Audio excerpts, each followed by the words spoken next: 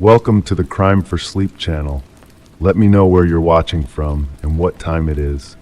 And don't forget to like, comment, and subscribe. Story 1. I still remember the weight of the painting in my hands as I carried it from my car into my apartment that evening.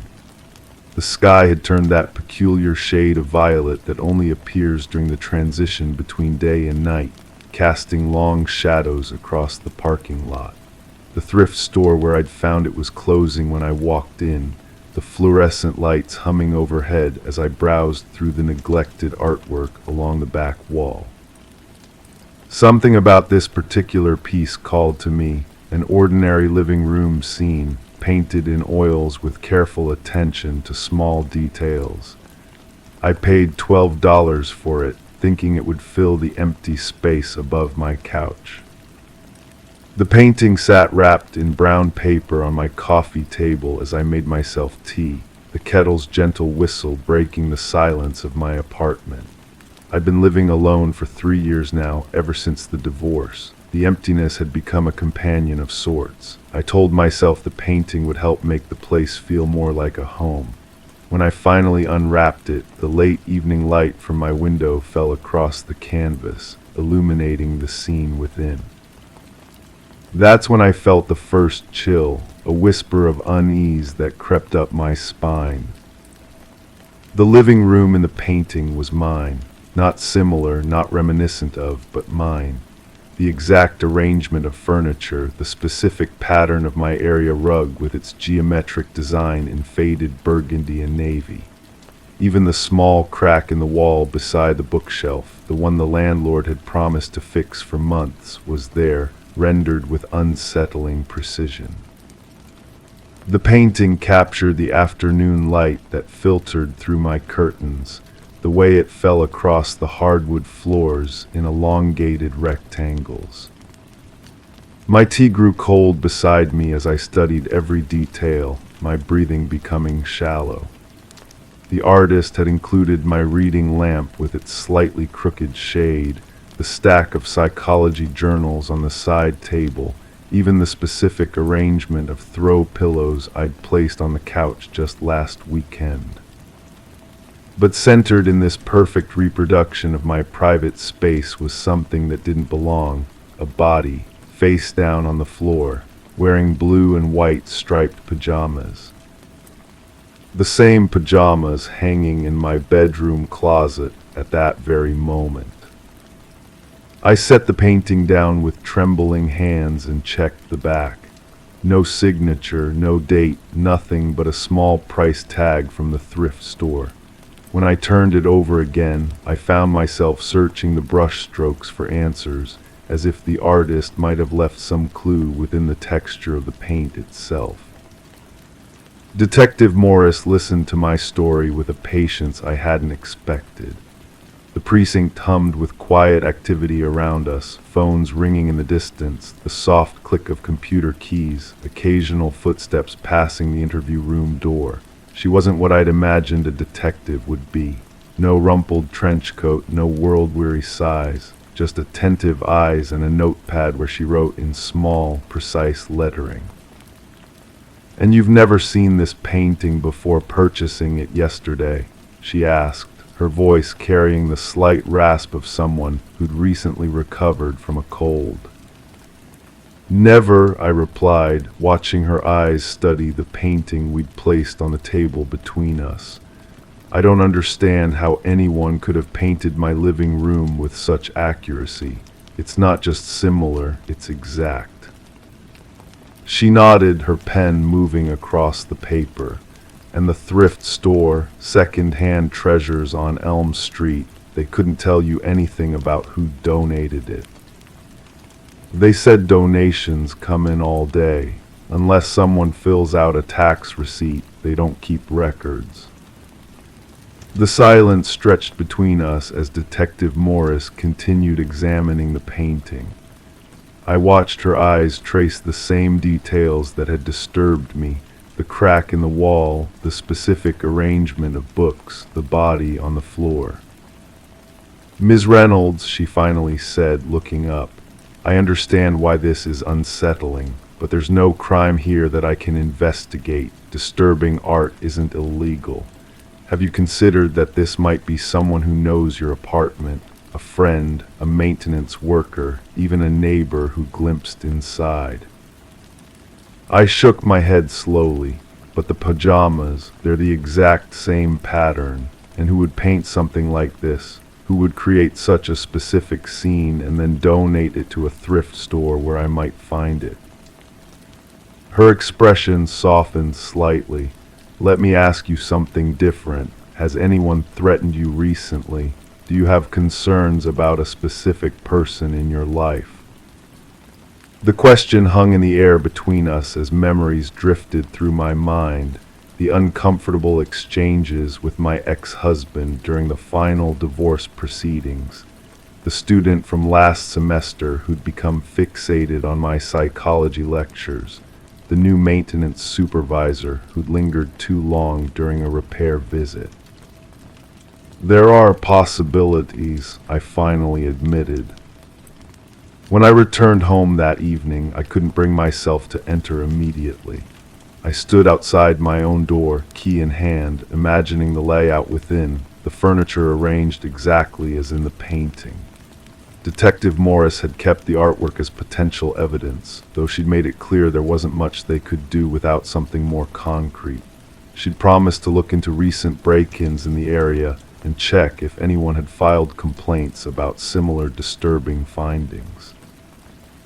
The empty space above my couch seemed to watch me as I moved cautiously through my apartment, checking closets, looking under the bed, making sure windows were locked. I found myself avoiding the exact spot where the painted figure had been lying.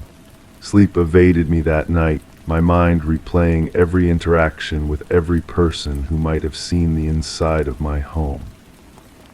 3 days passed. I changed the locks. I rearranged my furniture. I called Detective Morris twice, but there were no updates. Then came the knock at my door. Through the peephole, I saw a woman I didn't recognize, middle-aged, with paint-splattered jeans and nervous hands that wouldn't stay still. "Ms. Reynolds," she called through the door. "My name is Diane Mercer. The police contacted me about a painting." My heart seemed to pause between beats as I opened the door, chain still latched. "I'm an art therapist at Lakeside Psychiatric Center," she explained, her voice soft but tense. "One of my patients. He painted your living room. The police showed me the image yesterday." "How is that possible?" I whispered. "How could your patient know what my apartment looks like?" Her eyes met mine with a heaviness I immediately recognized as bad news. Thomas was obsessed with a psychology professor for years. He attended all her public lectures. He would follow her home sometimes just to watch. When medication stabilized him, he started painting scenes from memory as part of his therapy. The realization washed over me in a cold wave. I gave a series of public lectures on trauma recovery last year at the university.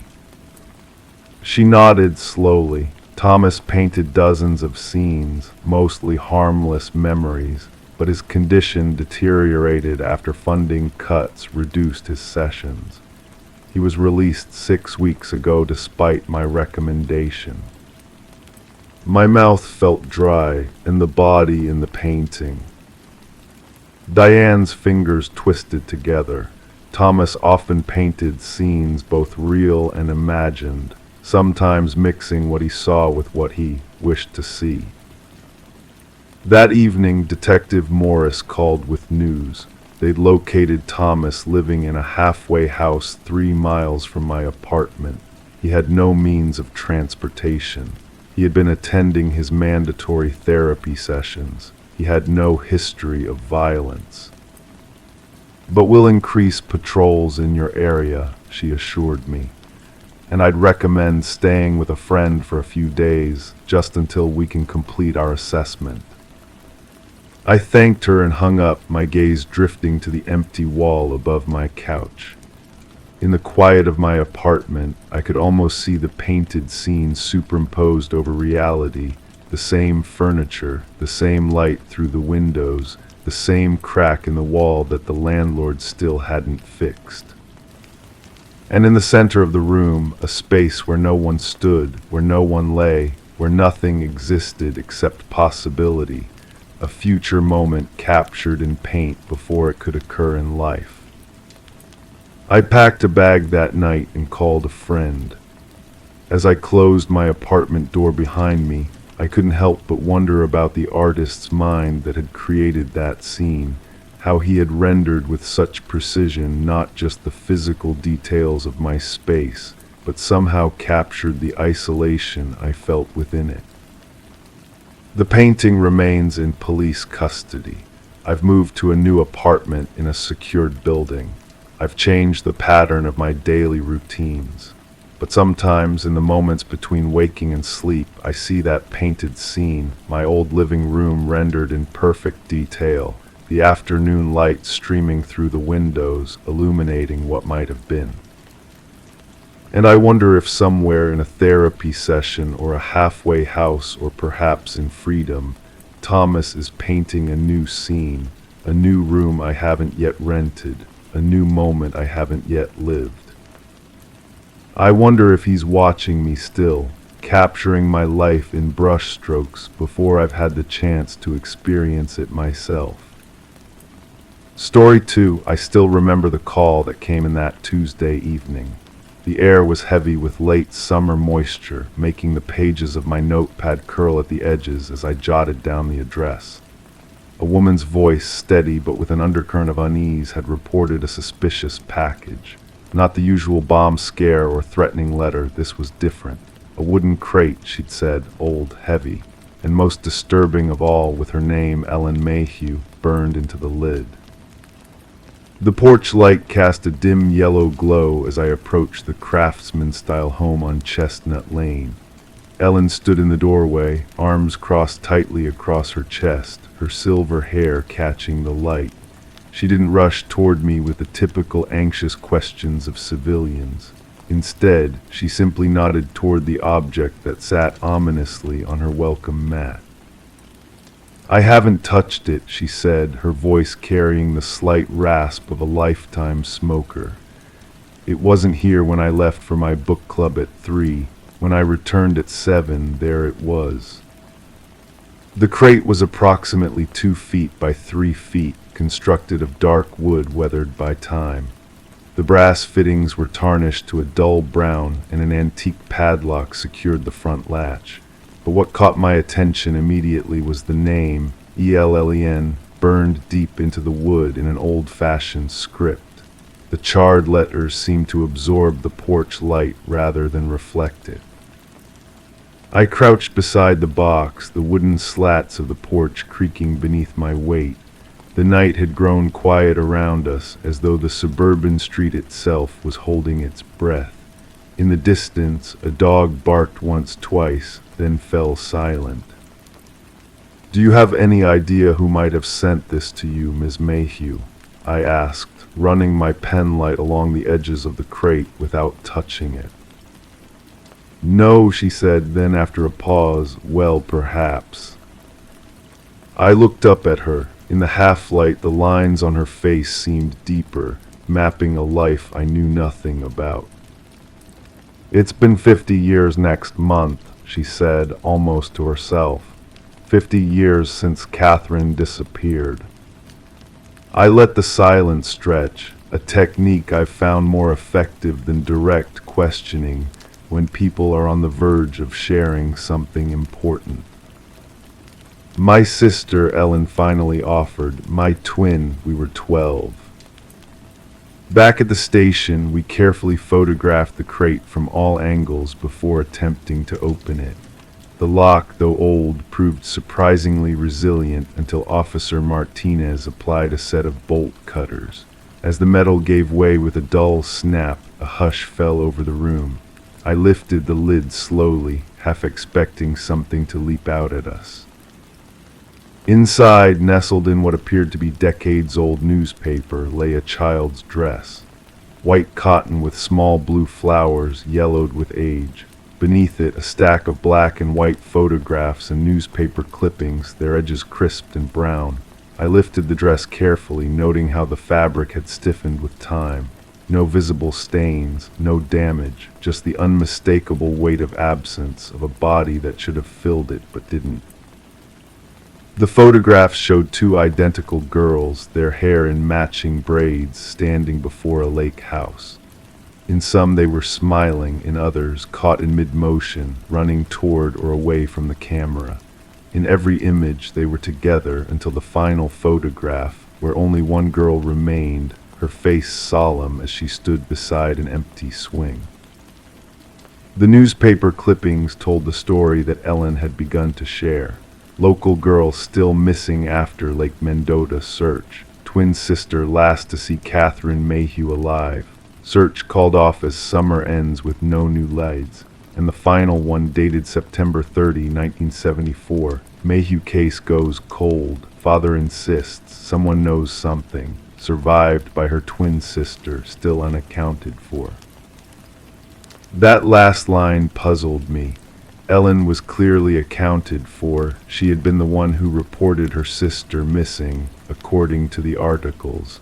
I made a note to follow up on this discrepancy. When I returned to Ellen's home the following morning, the house seemed different in daylight, smaller somehow, more ordinary. Ellen herself looked diminished, seated at her kitchen table with hands wrapped around a mug of coffee that had long gone cold. "Do you recognize the items in the crate?" I asked after she'd invited me to sit. She nodded slowly. The dress was Catherine's. She was wearing it the day she went missing. At least that's what I always thought. And the photographs. Hours from our family album, but they should be in my attic, in the cedar chest where I keep all the old memorabilia. She looked at me, her eyes suddenly sharp. Someone has been in my home, detective. We searched the house together. The attic door showed no signs of forced entry, but when we climbed the narrow stairs and located the cedar chest, the lock had been carefully picked. Inside, the family album lay open, several pages clearly missing photographs, the same ones that had appeared in the crate. "Who would do this?" Ellen whispered, her fingers trembling as she touched the empty spaces where memories had once been secured. I didn't answer immediately, my attention caught by something else, a small, leather-bound diary wedged in the corner of the chest. When I reached for it, Ellen's hand shot out with surprising speed. "That's private," she said. Something in her tone made me pause. In my 15 years as a detective, I've learned to recognize the cadence of concealment. "Ms. Mayhew," I said gently, "if there's anything that might help us understand who sent you this crate and why, now would be the time to share it." Her hand remained on the diary, but her shoulders slumped slightly. "You have to understand," she began, her voice barely above a whisper. "We were 12, just children playing games." She withdrew her hand slowly, allowing me to take the diary. The pages were filled with a child's handwriting, looping and inconsistent. Entries about school, about fights with parents, about secrets shared between sisters. And then on the final written page, dated the day before Catherine's disappearance, 5 words that made my skin prickle. "Tomorrow we switch places again." The office hummed with quiet activity as I spread the evidence across my desk later that afternoon. The diary, the photographs, the newspaper clippings, and a new addition, the missing persons report filed by Ellen and Catherine's parents on August 15, 1974. Something wasn't adding up. I reread the final newspaper article, survived by her twin sister, still unaccounted for. Still unaccounted for. I picked up the photograph of the solemn girl beside the empty swing, turned it over. In faded pencil, a name was written: Catherine, August 20, 1974. 5 days after the disappearance was reported. I reached for my phone and dialed Ellen's number. No answer. Not surprising, she had mentioned a doctor's appointment when I left her house. I left a message asking her to call me back as soon as possible. Then I began typing a search warrant request for Ellen Mayhew's medical records from 1974 to the present. 3 days later, Ellen sat across from me in the interview room, her lawyer beside her. The overhead light cast harsh shadows across her face, accentuating the hollow beneath her cheekbones. "Ms. Mayhew," I began, "I believe you've been living under your sister's identity for the past 50 years. She didn't respond, but her fingers, Catherine's fingers, tightened slightly around the paper cup of water we'd provided. The medical records show that Ellen Mayhew had a small crescent-shaped birthmark behind her right ear. You don't have that birthmark, but in several of the childhood photographs, we can clearly see it on one of the twins." Still, she remained silent, her gaze fixed on some middle distance. "What happened that day at the lake, Catherine?" I asked softly. Her eyes finally met mine, and in them I saw not guilt or fear, but a profound weariness. "Ellen drowned," she said simply. "It was an accident. We were playing our switching game, pretending to be each other. We'd been doing it for years, fooling everyone. Even our parents couldn't always tell us apart." She took a small sip of water before continuing. "We were on the dock. She fell. I tried to save her, but I couldn't swim well enough. When I finally managed to get back to shore, I was in shock. And then I realized no one had seen, no one knew which of us had gone into the water." "So you became Ellen," I said, filling the silence that followed. "I became Ellen," she repeated. "It wasn't planned, but in that moment it seemed easier to be the sister who hadn't drowned, the sister who wouldn't be blamed. And for 50 years, no one suspected." A small, sad smile touched her lips. We were identical in every way that mattered. I learned to forge her signature, to mimic her little habits. Eventually, I forgot sometimes that I had ever been Catherine. The crate remains in our evidence locker, its purpose still unclear. An anonymous attempt to expose a half-century-old deception. A message from someone who had suspected the truth all along. We may never know. Catherine Mayhew, living as Ellen, was not charged with any crime. The statute of limitations on identity fraud had long expired, and there was no evidence of malicious intent in a traumatized child's decision in the aftermath of tragedy. Sometimes at night, when the office is quiet and the fluorescent lights hum in that particular way that makes thinking both clearer and more surreal, I find myself wondering about those twin girls by the lake, about identities exchanged like summer clothes, about the weight of carrying not only your own life but someone else's as well, about how truth, like a body in deep water, eventually finds its way to the surface. Story 3, the apartment hallway seemed longer that evening. I remember the way the late October light filtered through the window at the end of the corridor, casting long shadows across the beige carpet. My keys jangled softly in my hand as I approached my door, apartment 2B. I'd walked this hallway hundreds of times before, but something felt different. The air was heavier somehow, carrying the faint scent of unfamiliar perfume. I unlocked my door and stepped inside, shrugging off my coat. My one-bedroom apartment was exactly as I'd left it this morning. Dishes drying in the rack, coffee mug still on the counter, my laptop closed on the small dining table, nothing out of place. But then I noticed something that wasn't right. The hallway seemed to extend farther than it should have. There was a door at the end, a door that shouldn't exist. I stood still for a moment, my breath caught in my throat. The rational part of my brain tried to make sense of it. Perhaps I was disoriented, tired after a long day at work. I'd been living in this apartment for 8 months. There had never been a second room.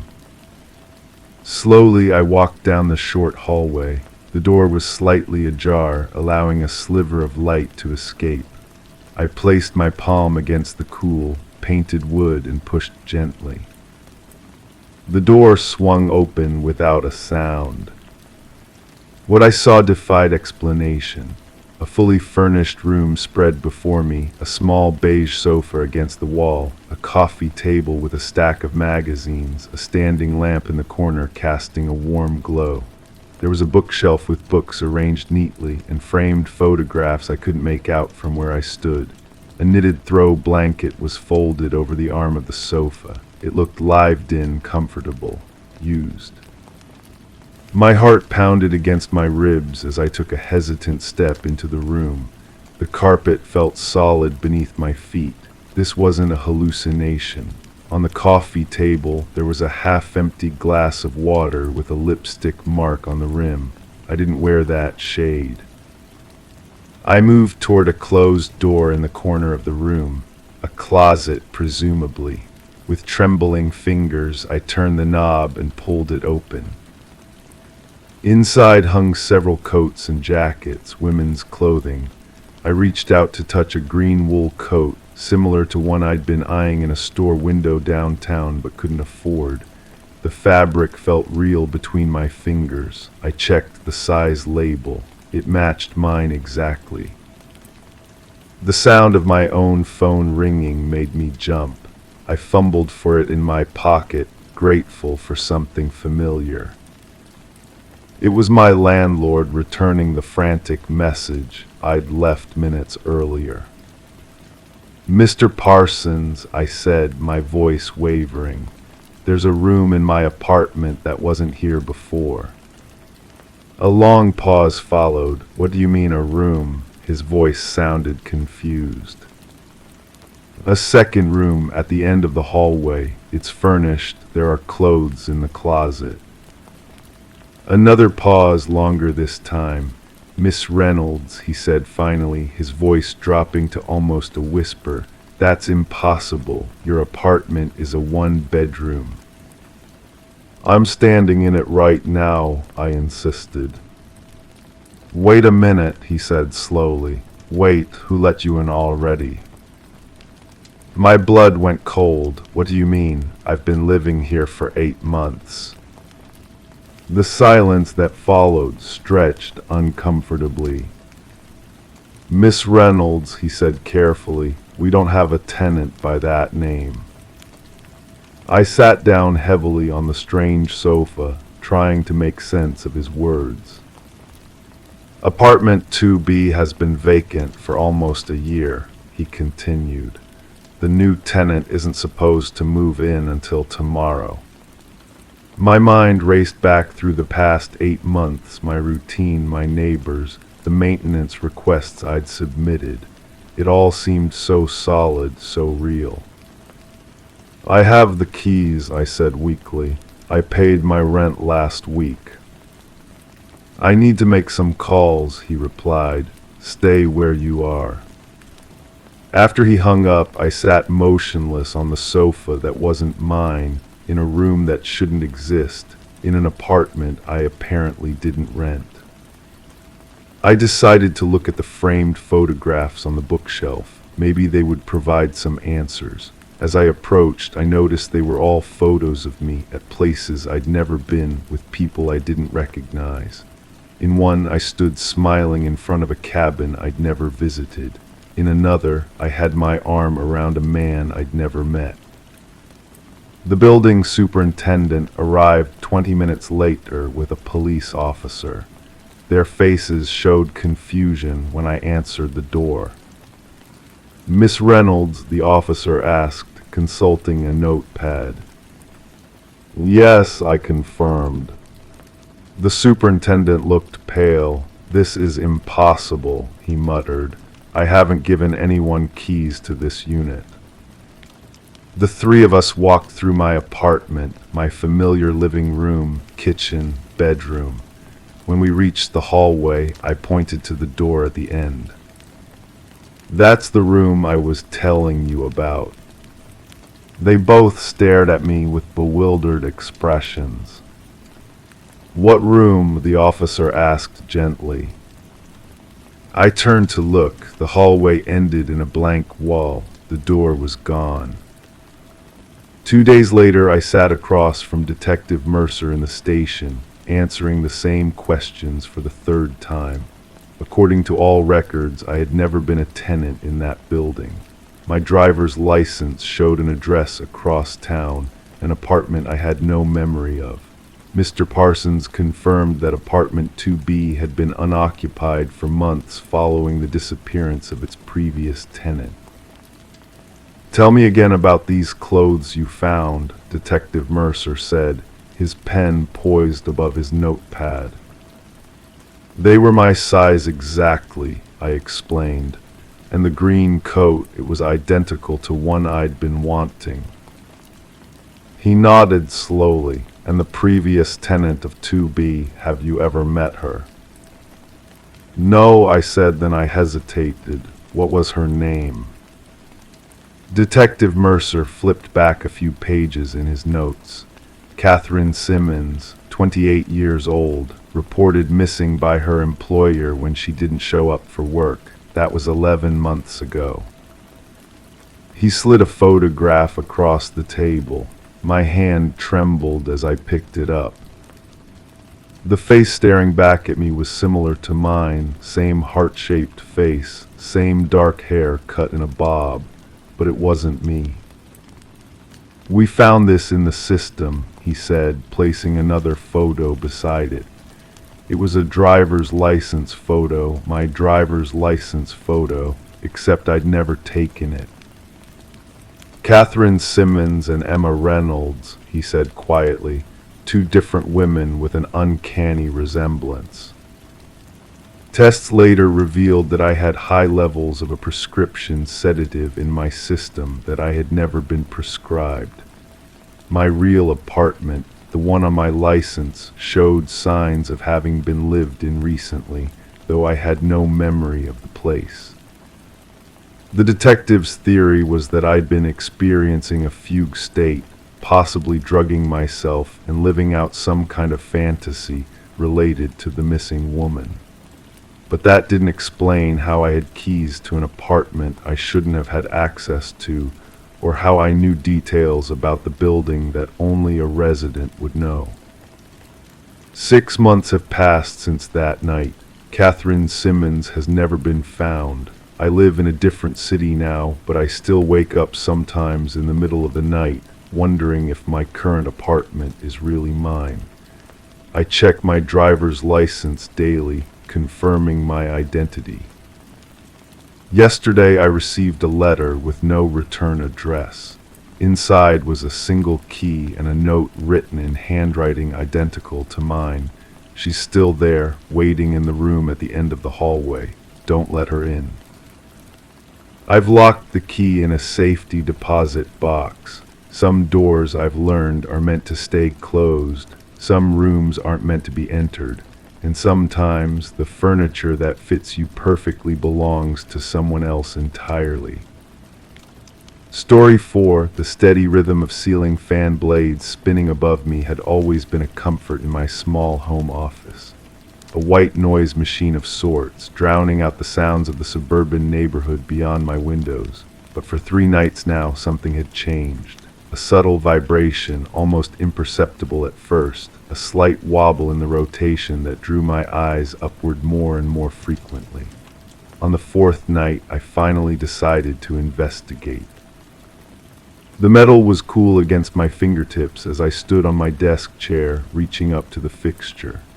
The fan hadn't been cleaned in months, perhaps years, and I expected to find dust as the culprit. I twisted the decorative cap at the center, and the glass dome came loose in my hands. What tumbled out wasn't dust, but something else entirely, a small object wrapped in black electrical tape. bouncing once on my desk before settling into stillness.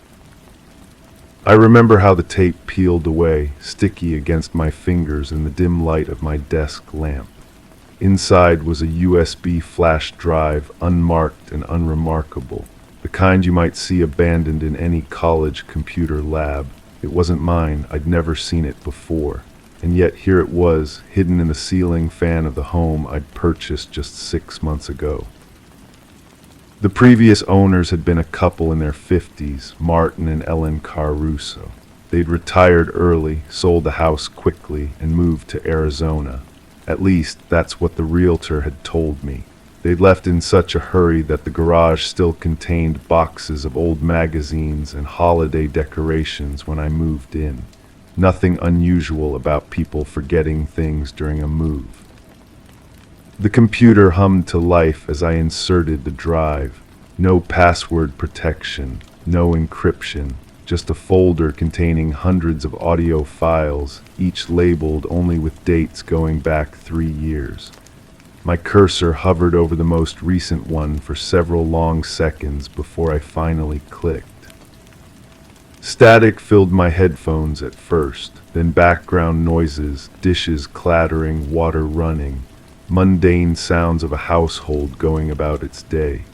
10 minutes of nothing but ambient noise, and I almost clicked away, but then a woman's voice came through, soft and distant. "He's still doing it. I heard him again last night." The voice belonged to Ellen Caruso. I recognized it from the videos the realtor had shown me, where she and Martin gave a tour of the kitchen renovation. But in this recording, her voice carried none of the enthusiasm it had in those marketing materials. It was hushed, cautious. No response followed her words. She must have been on the phone, though I could hear no other voice. Just Ellen, continuing after a pause. "No, Martin doesn't know I'm recording. He wouldn't understand my concerns." Another long pause. The sound of a refrigerator door opening and closing. "I've tried telling him about the noises in the attic. He says it's just the house settling." I pulled up the file creation dates as I listened. Ellen had made these recordings daily, sometimes multiple times per day, not just in recent months, but for years. Each one capturing mundane moments in the house, my house now, where she occasionally narrated her thoughts, her concerns, her growing suspicions. In the older recordings, she sounded merely curious about the occasional unexplained noise.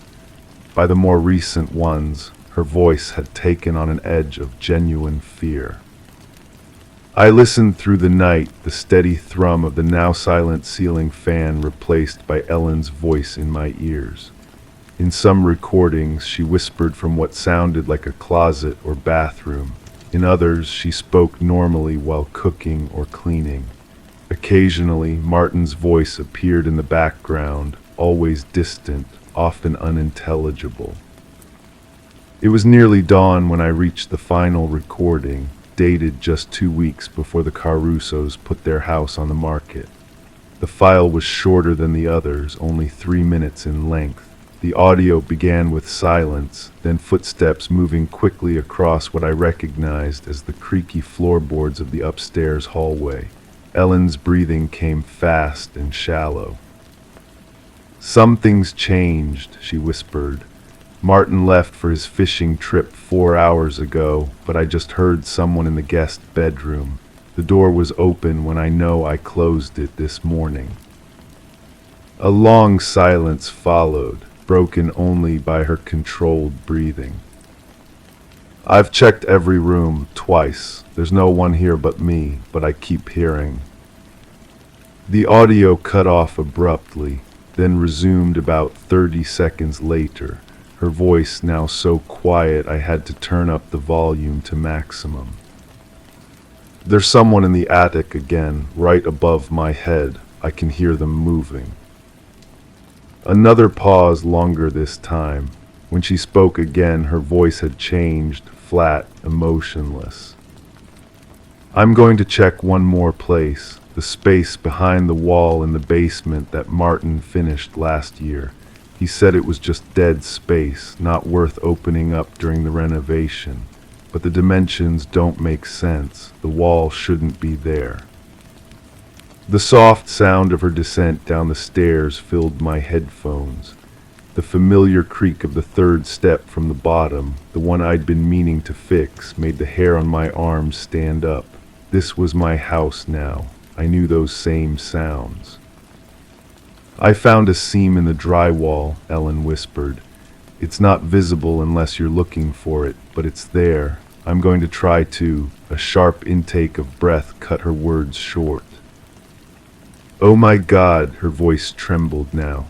"There's a small hole in the wall, and through it I can see a cot, bottles of water, a lamp. Someone's been living in there."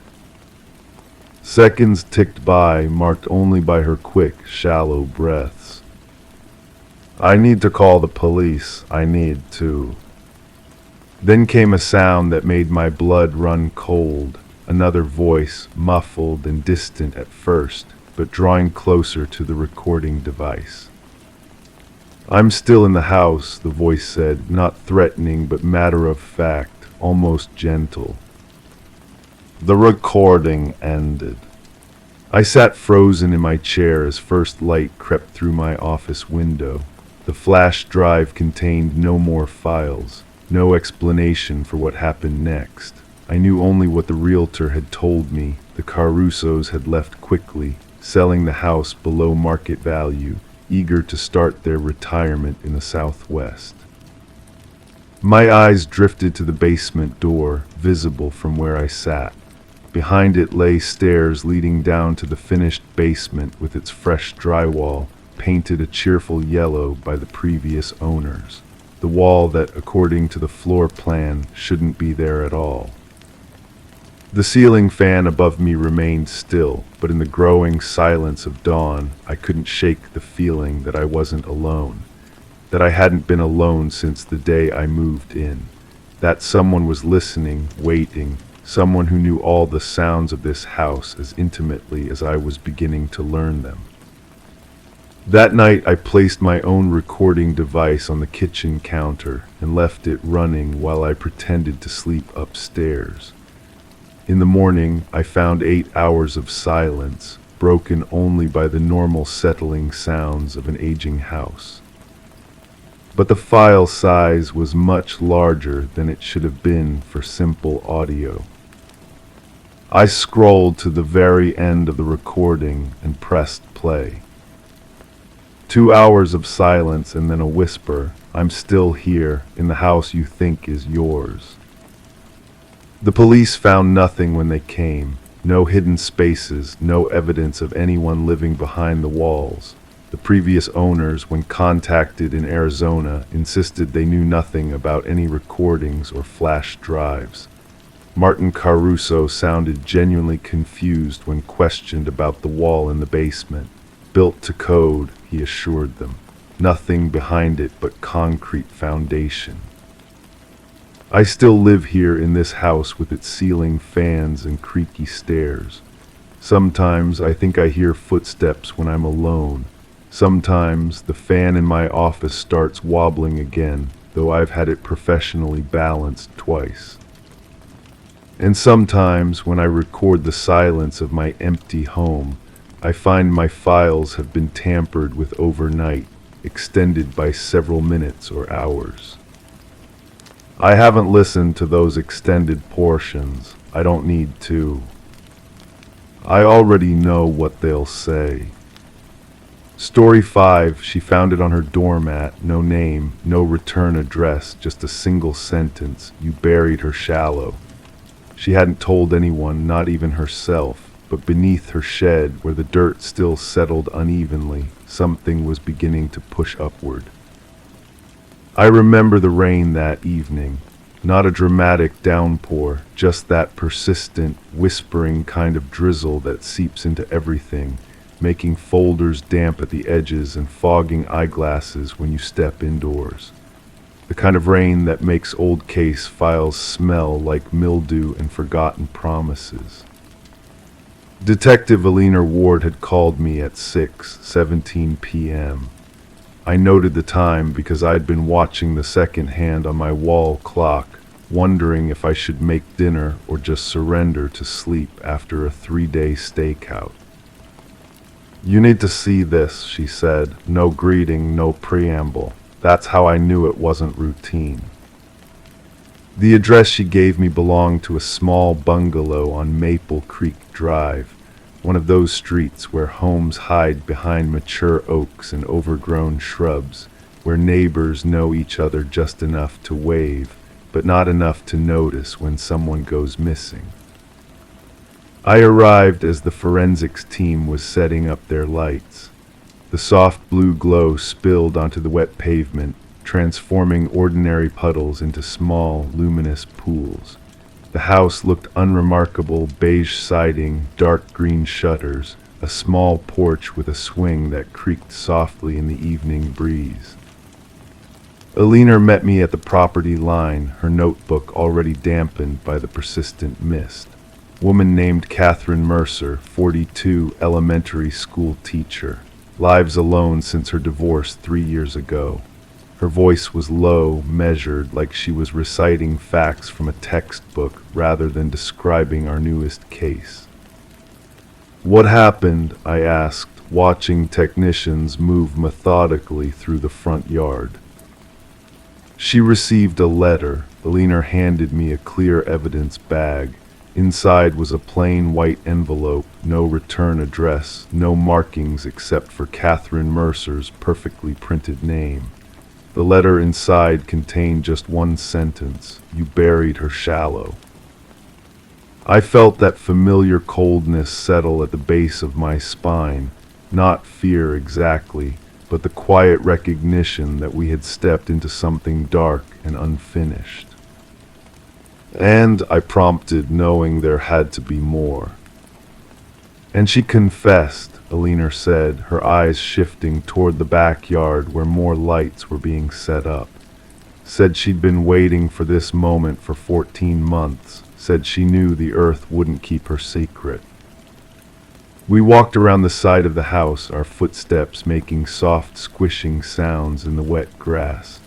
The shed was small, maybe 8 by 10 feet, with weathered wood siding and a slightly crooked door. In front of it, the ground had been disturbed, soil turned over in a rough rectangle. "She started digging herself," Alina explained. When the first officer arrived responding to her 911 call, Catherine was already 3 feet down, covered in mud, crying but not stopping.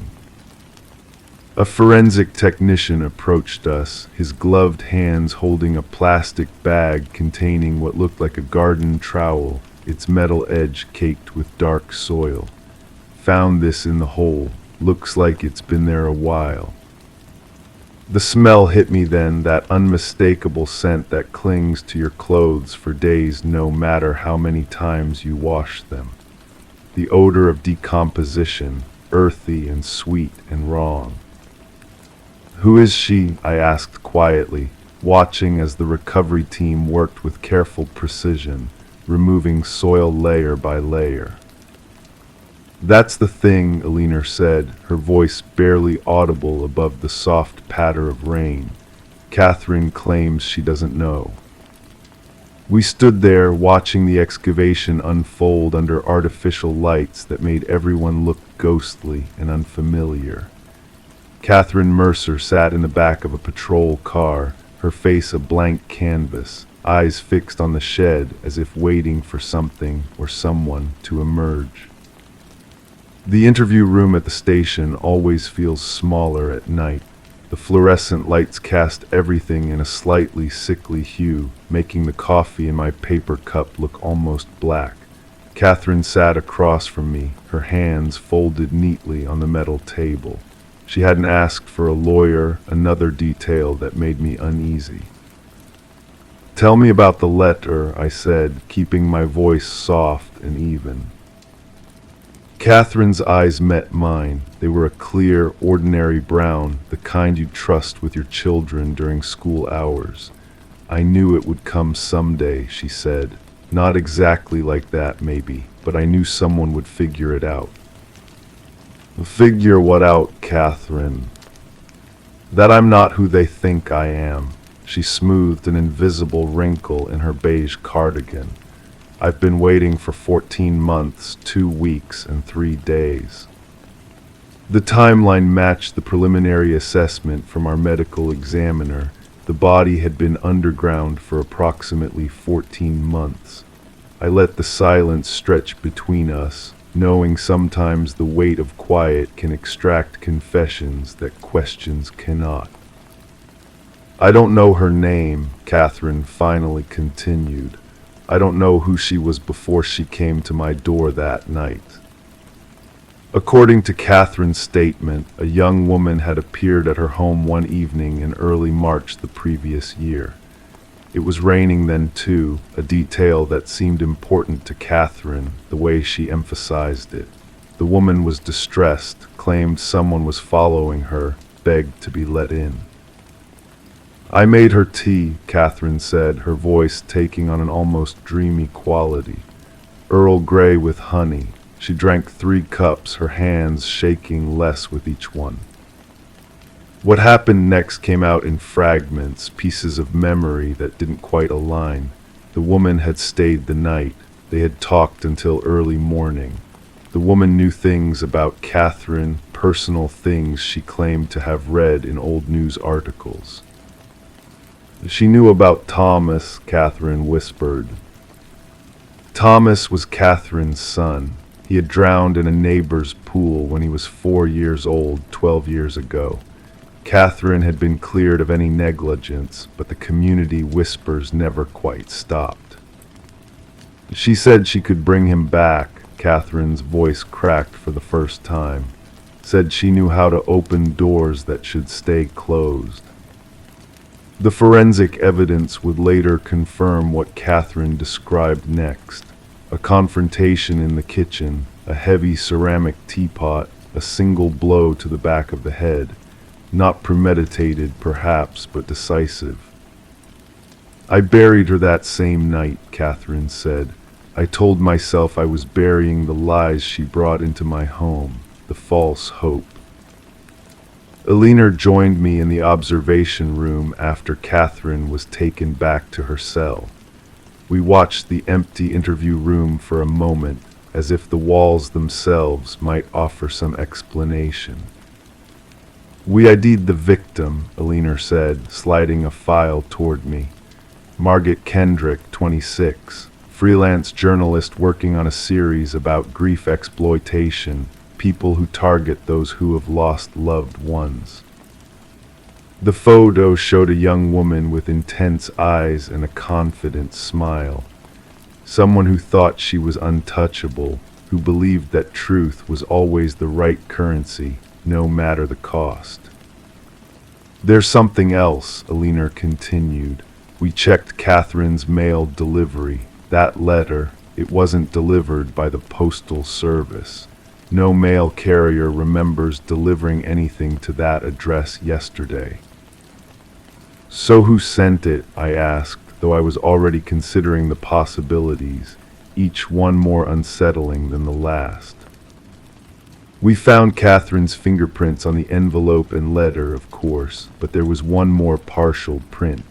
Elinor paused, her professional composure momentarily fracturing.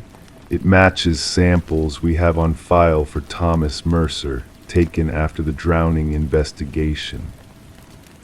Outside, the rain had finally stopped. The world seemed unnaturally quiet as I walked to my car, the kind of stillness that follows a confession. In the distance, I could see the light still illuminating Catherine Mercer's backyard, where technicians continued to sift through soil for answers. Some cases get solved but never closed.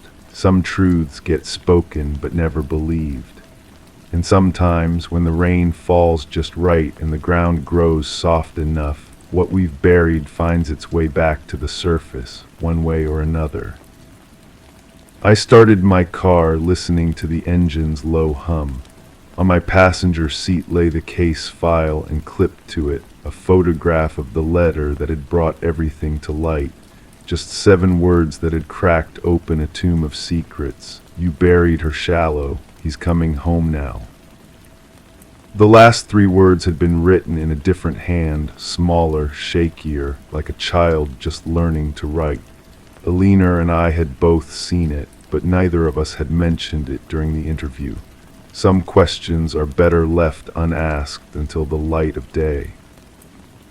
As I pulled away from the station, I glanced in my rearview mirror. For just a moment, I thought I saw a small figure standing in the rain-slicked parking lot, a boy, perhaps 4 years old, watching me drive away. But when I looked again, there was nothing there but puddles reflecting the streetlights above, tiny mirrors showing fragments of a world that might not be as solid as we pretend it is. Story 6, it looked antique, worn, and beautifully framed, but when she stood in front of it, it showed the room behind her empty, always empty. One night, she saw someone else in the reflection, standing still, staring forward, then it blinked. I remember the first time I walked through Alina Vance's apartment. It was a Tuesday in late October when the afternoon light slanted through half-drawn curtains, painting amber rectangles across the hardwood floors. The air held that peculiar stillness found only in spaces where something significant has happened, something that changes the molecular structure of a room forever. Detective Laurel had called me in as a consultant. I specialize in cases where conventional investigation methods fall short.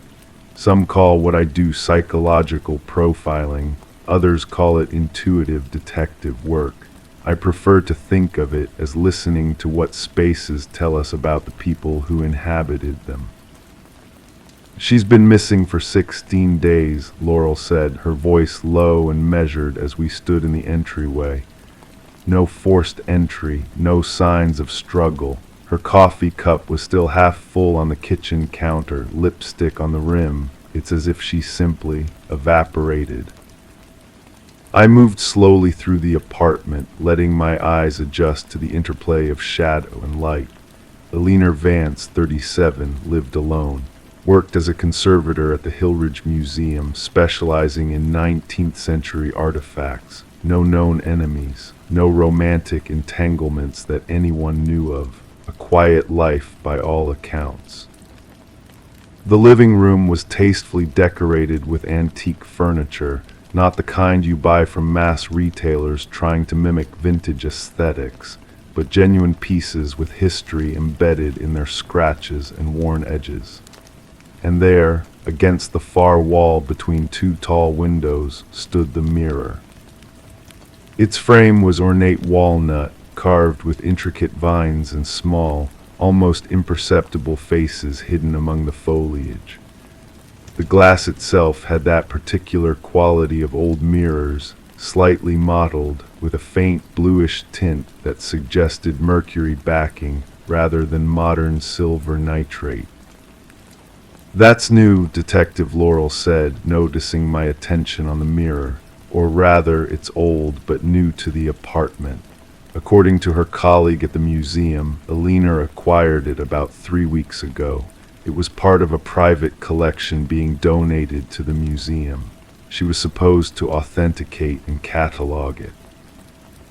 I approached the mirror slowly, listening to the gentle creak of the floorboards beneath my feet. Something about my reflection seemed off, the quality of the glass perhaps, the way it reflected light at subtle, unusual angles. "Have you found her journal?" I asked, still studying the mirror. "Journal?" Laurel raised an eyebrow. Alina kept detailed notes on all her acquisitions and restorations. If this mirror was part of her work, she would have documented it. We found the journal in her home office, a leather-bound book with cream-colored pages filled with elegant, sloping handwriting. The last entry was dated 3 days before her disappearance. October 14th, the Blackwell mirror continues to present inconsistencies. Under normal lighting conditions, the reflective properties seem to absorb rather than reflect certain wavelengths. I've taken spectroscopic readings, but the results are inconclusive. More troubling are the peripheral anomalies, movements or shapes visible only from the corner of the eye. When I turn to look directly, there's nothing there. I'm beginning to wonder if the provenance documents are accurate. The original owner, Margaret Blackwell, disappeared in 1892, shortly after acquiring the mirror from an unknown source in Eastern Europe.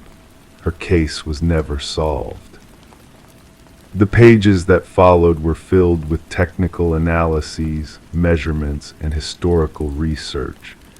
But it was a small note in the margin of the final page that sent a chill along my spine. Sometimes I feel it watching me. In the days that followed, I pieced together Alina's final movements. The security footage from her apartment building showed her entering on the evening of October 17th, alone. She never left, at least not through any door captured by cameras. Her colleagues described subtle changes in her behavior in the weeks before her disappearance. More withdrawn, frequently tired, mentioning trouble sleeping due to dreams she couldn't quite remember upon waking. "She said something odd to me the day before," said Dr. Martin Chen, the museum's director of acquisitions. "She asked if I believed that objects could serve as doorways. Not in a metaphorical sense, she was quite specific about it. She wondered if certain items, having absorbed enough of a particular type of energy, might create connections between places that shouldn't logically connect." I spent hours in Alina's apartment, sometimes sitting quietly before the mirror, watching how the light changed as the sun moved across the sky. I began to notice what she had documented, the inconsistencies in reflection, the strange absorption of light. On the 7th night of my investigation, I stayed in the apartment until well past midnight. The building had settled into its nighttime silence, occasional creaks and distant footsteps the only interruption to the stillness. I sat in a chair, positioned to observe the mirror from an angle, my notebook open on my lap. That's when I noticed it, a subtle shift in the quality of reflection. The mirror no longer showed the empty chair where I should have been sitting. It showed the room, perfectly rendered but vacant, as if I wasn't there at all. And then slowly a figure began to form in the glass. Not my reflection, something else, someone else.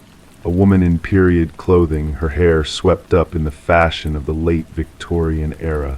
She stood motionless, staring forward. Then she blinked.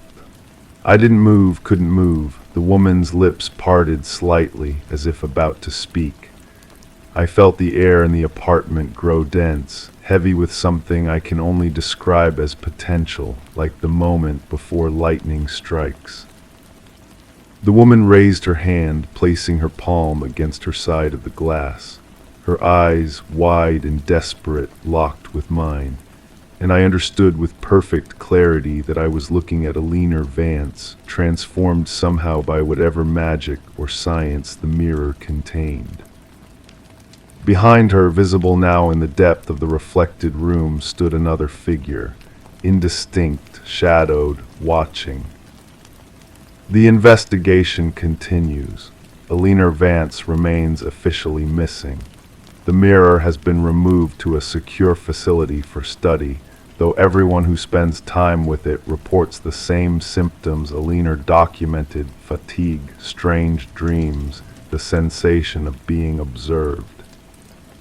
As for me, I've requested reassignment, not because I'm afraid, though perhaps I should be, but because sometimes when I catch my own reflection in windows or polished surfaces, I see a slight delay, as if my reflection takes just a fraction of a second too long to mimic my movements.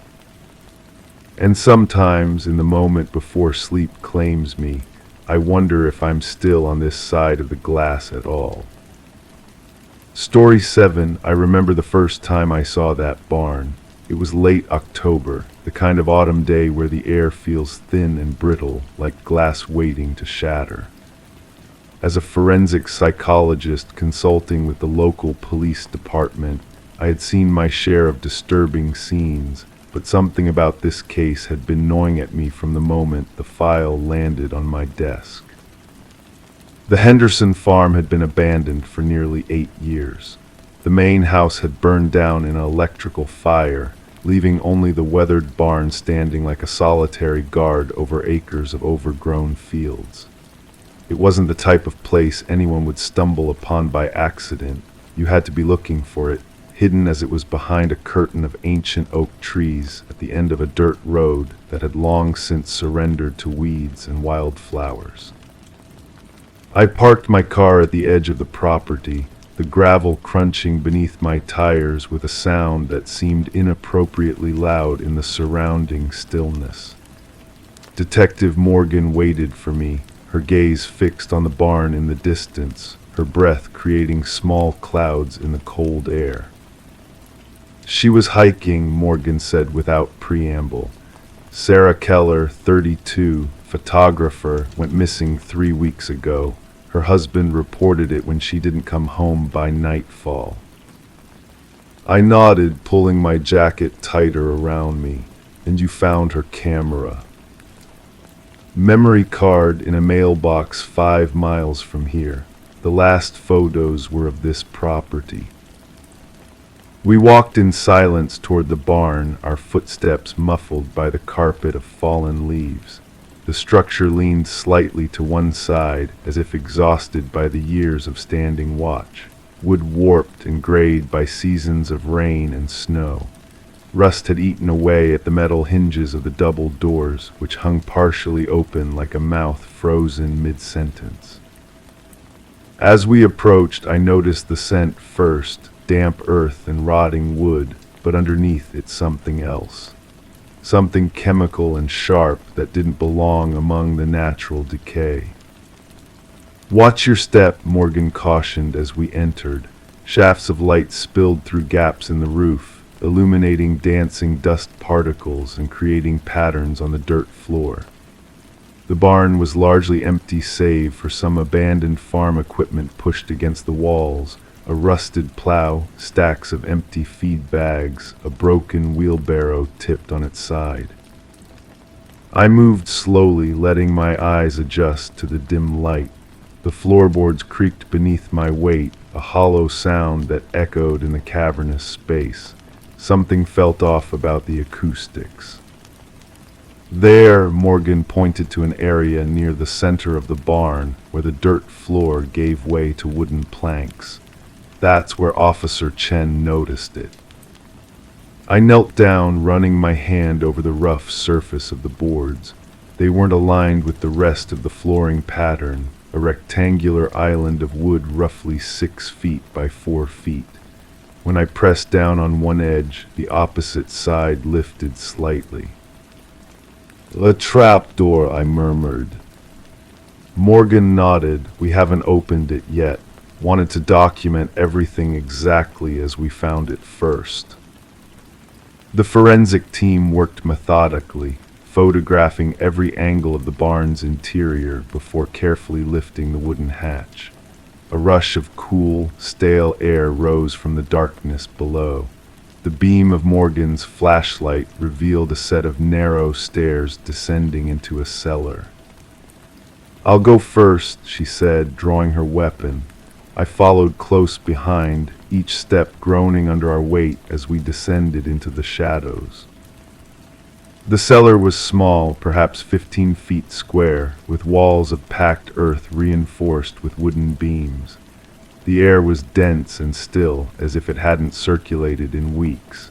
The space was Spartan, concrete floor, bare walls, a single naked bulb hanging from the ceiling that flickered to life when Morgan found the switch. In the center of the room stood a wooden chair, sturdy and unremarkable except for the leather restraints attached to its arms and legs. Behind it, a small chalkboard hung on the wall, the kind you might find in an old schoolhouse. Written in neat, almost elegant handwriting were the words, "One left." And beneath it, scrawled in fresh white chalk dust that still clung to the air, S.K. Sarah Keller's initials. I moved closer to the chair, careful not to disturb anything. The leather restraints were worn at the edges, suggesting repeated use. There were dark stains on the concrete floor around the legs of the chair, old blood stains that had been imperfectly cleaned. "This isn't the first," I said quietly. "No," Morgan agreed, "and according to that message, it isn't the last." In the corner of the room, partially obscured by shadow, sat a metal filing cabinet. Morgan pulled on latex gloves before opening the top drawer. Inside were 5 manila folders, each labeled with different initials. The last one read SK. I watched as she carefully opened it. Inside was a driver's license belonging to Sarah Keller, along with several Polaroid photographs. I couldn't bring myself to look at them directly, but from my peripheral vision, I could see they documented suffering, methodical, calculated suffering. The second drawer contained notebooks, journals filled with handwriting that matched the neat script on the chalkboard. The third drawer held various tools that made my stomach clench. I turned away. "There's something else," Morgan said, directing her flashlight to the far wall. I hadn't noticed it before, a door, narrow and low, that seemed to lead further underground. "Should we?" I asked. Morgan hesitated, then nodded. "We need to know what we're dealing with." The door wasn't locked. It swung open with a whisper of sound, revealing a tunnel that stretched beyond the reach of our flashlights.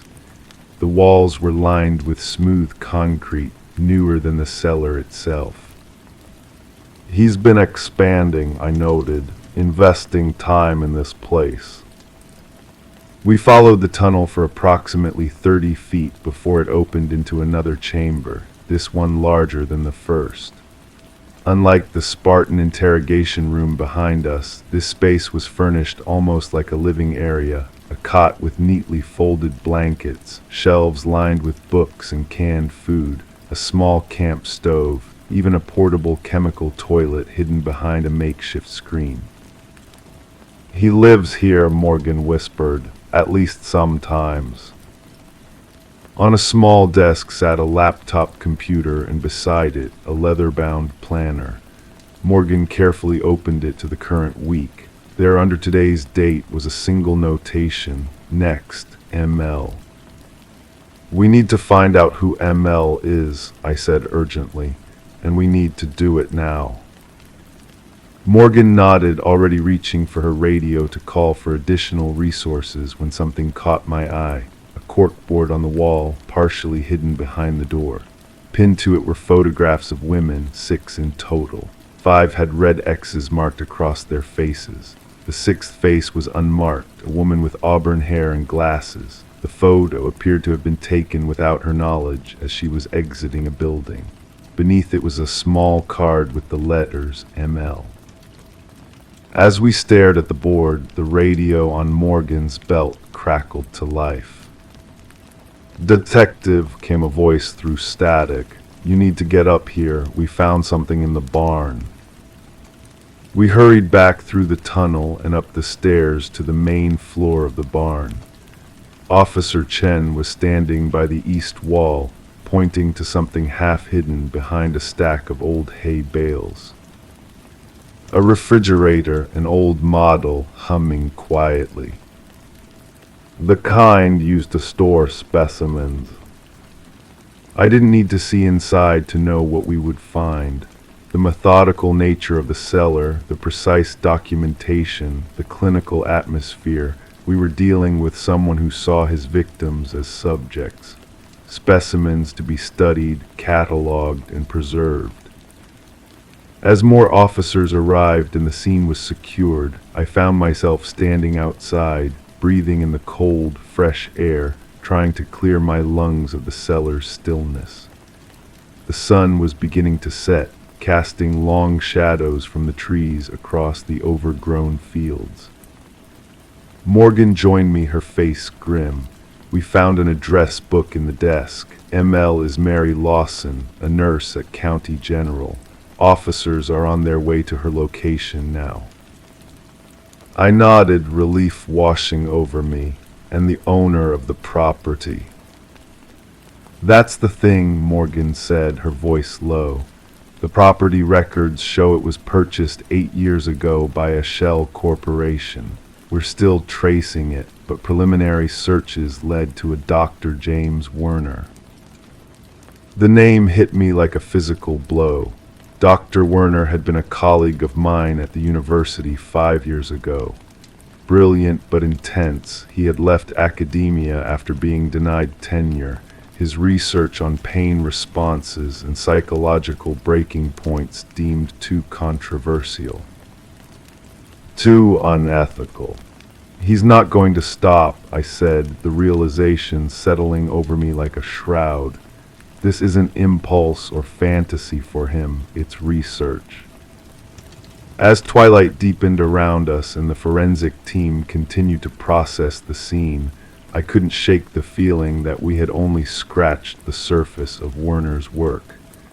The cellar beneath the barn was just the beginning, a single node in what I feared was a much larger network. And somewhere watching, waiting, planning his next acquisition, was a man I had once shared coffee with in the university lounge. A man whose mind I had never truly understood until now. The case of the locked cellar would eventually lead us to 3 more sites across 2 states, each more elaborate than the last.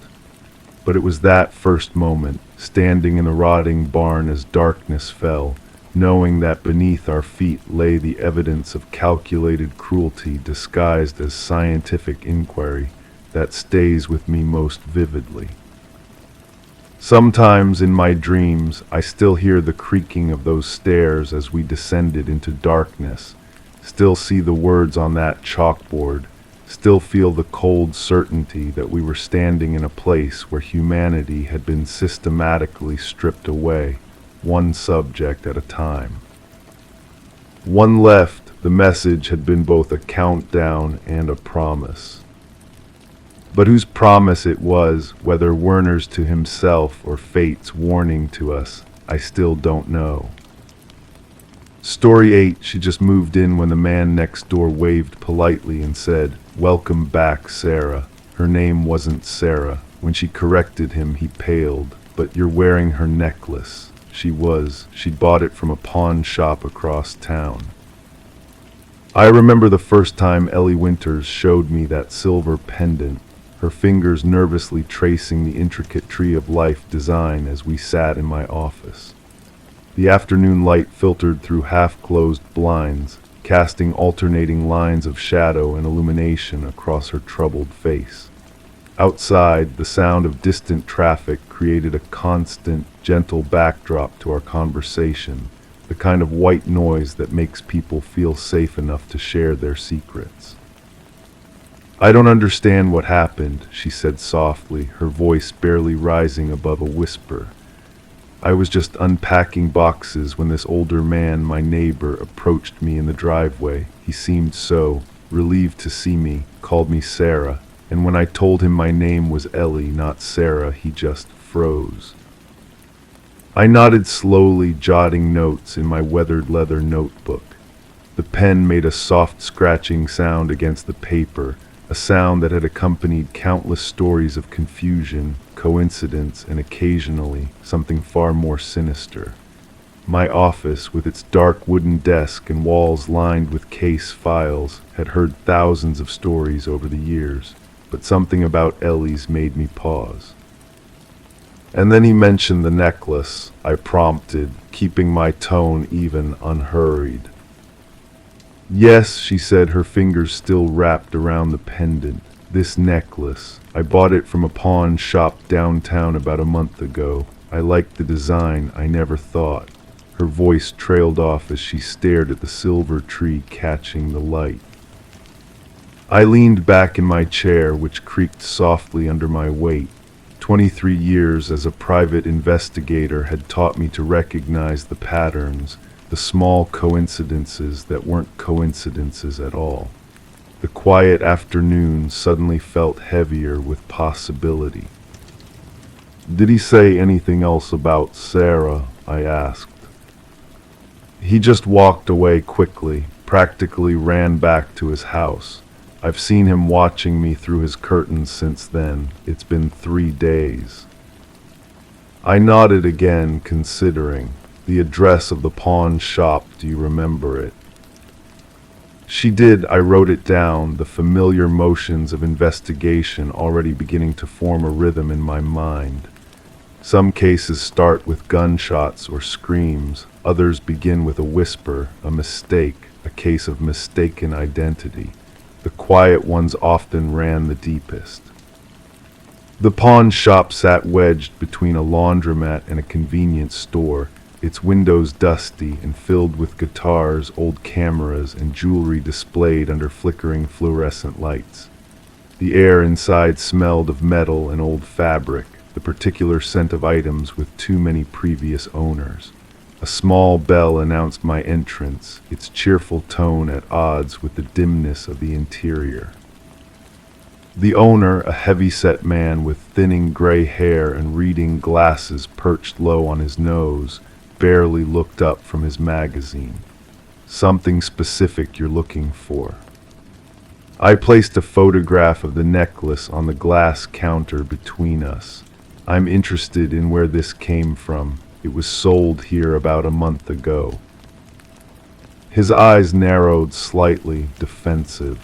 "We get a lot of merchandise through here. Can't remember every piece." "Of course," I said, my voice remaining calm, unrushed. "But this one might be connected to a missing person case." That got his attention.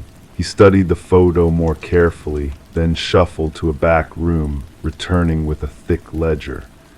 The pages made a soft, whispering sound as he turned them slowly, his finger moving down columns of handwritten entries.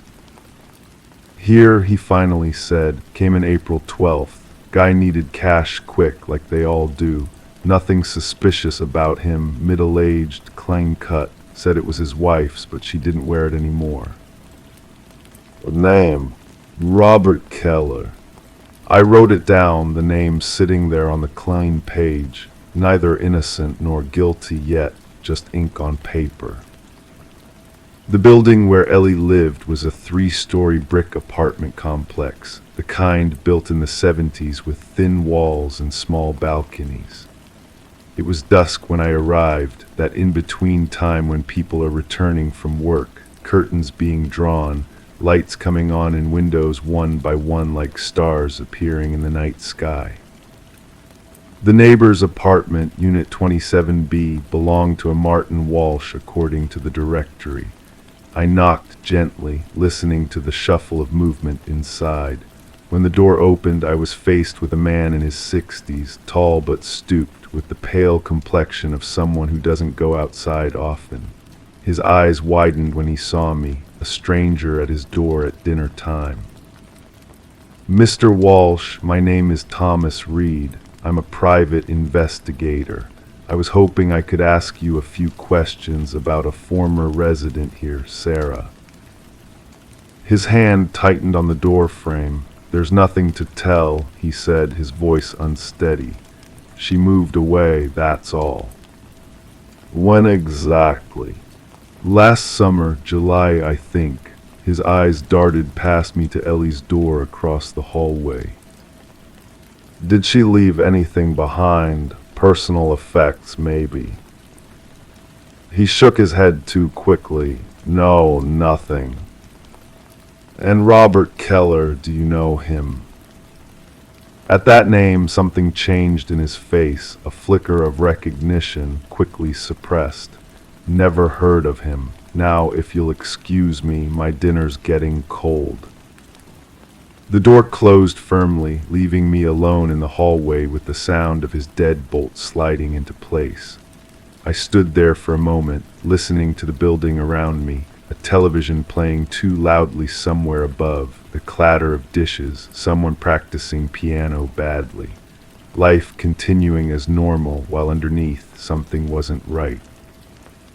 The county record's office was nearly empty the next morning. Just me and the gentle hum of fluorescent lights and aging computers. The clerk, a woman with kind eyes and gray hair pulled back in a severe bun, helped me navigate the system. "Sarah," she murmured, fingers tapping efficiently on her keyboard. "Do you have a last name?" "Try the resident history for apartment 26B at the Parkview Apartments," I suggested. More tapping than a frown. "That's odd. There's no Sarah listed for that unit in the past 5 years, just a series of short-term tenants." I asked her to print the list anyway, studying the names. Robert Keller wasn't among them. A search for Martin Walsh showed he'd lived in 27B for 12 years. Divorced, no children. Worked as an accountant until retirement 3 years ago. Nothing remarkable in his public record, no criminal history, no lawsuits, not even a parking ticket in the last decade. I thanked the clerk and stepped outside into the brightness of mid-morning. The facts weren't aligning. A neighbor who recognized a necklace but gave a name that didn't exist in the records. A pawn shop transaction from a man who wasn't connected to the apartment. And somewhere in the background, a woman named Sarah who may or may not have disappeared. That evening I sat in my car across from the apartment building, watching. Martin Walsh left once, walking slowly to a nearby grocery store and returning with a single small bag. Ellie came home from work at 5:30, glancing nervously at Walsh's door as she unlocked her own.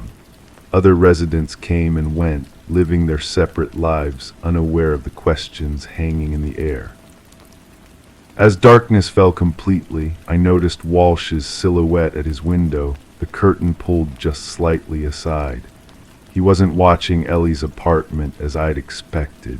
Instead, his gaze was fixed on the small wooded area behind the building, a patch of undeveloped land that served as a shortcut to the main road. Something pulled me toward those woods. I left my car, walking casually around the building as if I belonged there. The temperature had dropped and my breath formed small clouds in the night air. The trees created deeper shadows, areas where the distant streetlights couldn't reach. The ground was soft under my feet, years of fallen leaves creating a natural carpet that muffled my footsteps. About 50 yards in, the trees opened to a small clearing.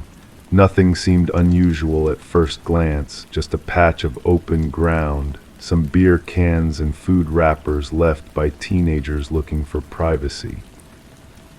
I was about to turn back when my flashlight caught something reflective at the base of a large oak tree.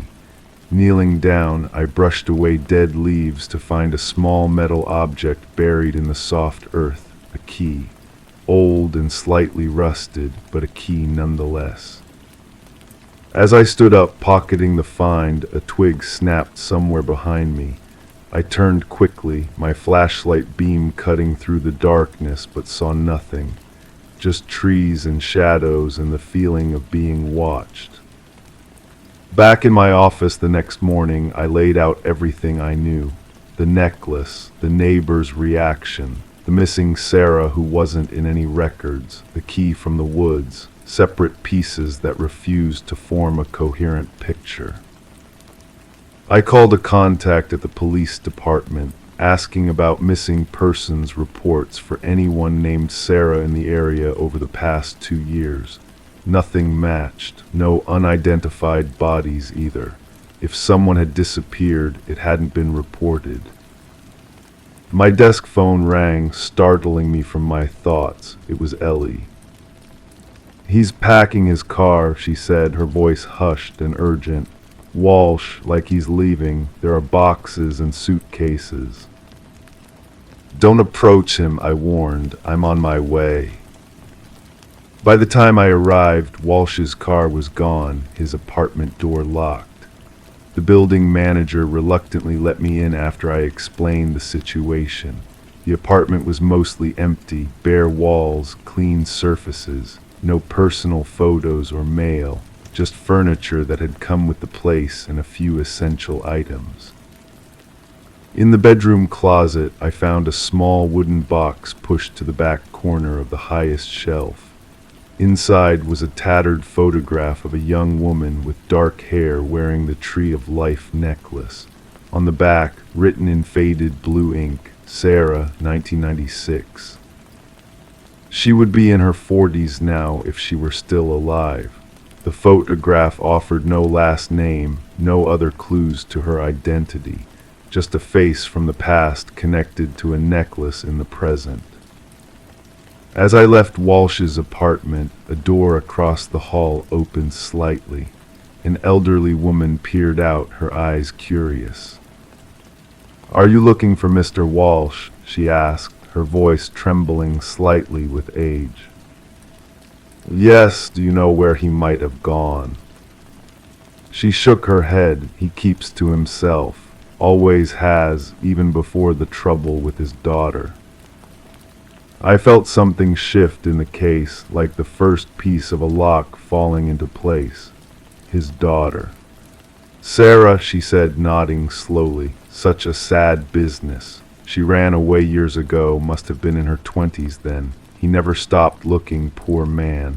Every few years, someone would move in who reminded him of her. He'd get his hopes up, then be disappointed all over again." "Did you ever meet Sarah?" I asked. "Once or twice when she visited him. Troubled girl, had problems with a boyfriend, Robert something. Walsh didn't approve." Robert Keller, the man who sold the necklace. The last pieces fell into place over the next few days. Sarah Walsh had indeed existed, but had changed her name after leaving home at 22.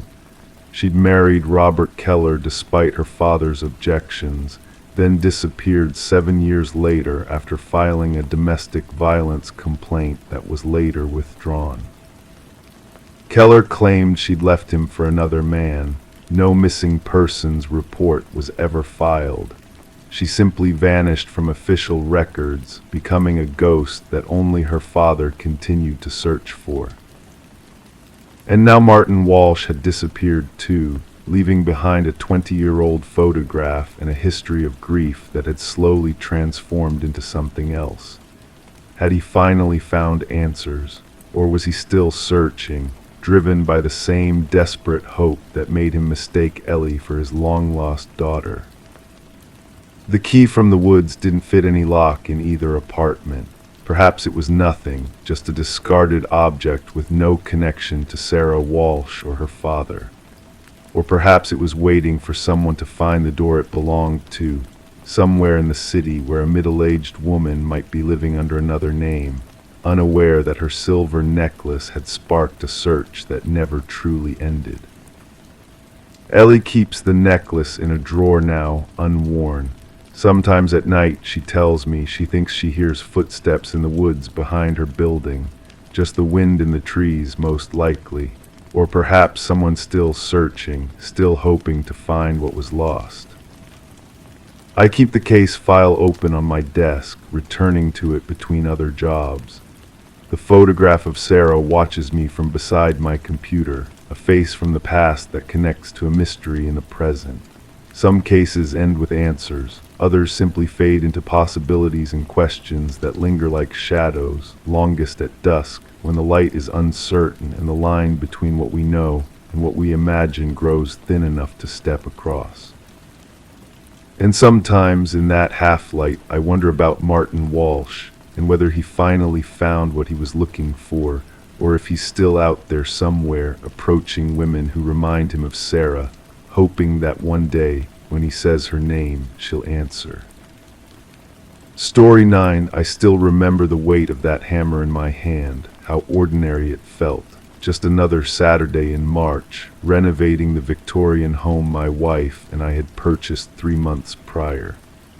The plaster in the upstairs nursery had begun to crack along the eastern wall, nothing unusual for a house built in 1891. I tapped gently at first, testing the wall's resistance, listening to the hollow echo that confirmed my suspicion. This section needed to come down before we could properly restore it. The hammer felt cool against my palm as I swung with measured force. The plaster cracked easily, splintering into a cloud of chalky white dust that caught the late afternoon sunlight streaming through the windows. I covered my mouth with my sleeve and continued, working methodically from top to bottom. The rhythm became almost meditative: swing, crack, remove, repeat. Then came the different sound, not the expected hollow thud of hammer meeting old plaster, but something softer, something muffled. I paused, listening to the silence of the empty house around me. My wife had gone to pick up more paint samples. I was alone with whatever I'd just discovered. I set the hammer down on the dropped cloth and carefully pulled away more pieces of the crumbling wall. That's when I saw it, a flash of white different from the plaster, something soft. I reached in with cautious fingers and felt fabric gauze, I realized, wrapped around an object no larger than my palm. I gently worked it free from its decades-long hiding place. In my dust-covered hands lay a tiny white baby shoe, the kind worn by infants in their first months of life, pristine, preserved, protected by the gauze wrapped carefully around it. The shoe itself couldn't have been more than 4 inches long, with a delicate ribbon threaded through small eyelets. The craftsmanship spoke of another era, handmade rather than mass-produced. I found myself holding my breath as I unwrapped it completely. Inside, nestled where a small foot should have been, was a yellowed piece of paper, folded into a tight square.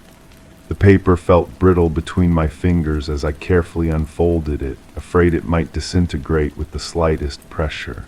The handwriting was faded but legible, a flowing script in faded blue ink, 7 words that made my skin prickle despite the warm spring air.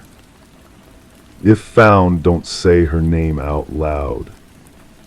I looked at the paper again, turning it over. Nothing on the back. No name written anywhere that I could see. I examined the shoe itself, looking for initials, a date, anything that might explain why someone had sealed this memento inside a wall with such an ominous warning.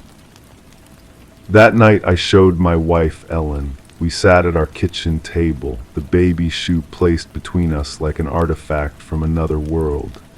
Ellen, ever the historian, examined it with reverent hands. Late 1800s, judging by the style, she murmured, turning the shoe over. Hand-stitched, expensive for its time. She looked up at me, her eyes reflecting the same questions racing through my mind. Where exactly did you find it? Eastern wall of the nursery, I said, about 4 feet up from the floor.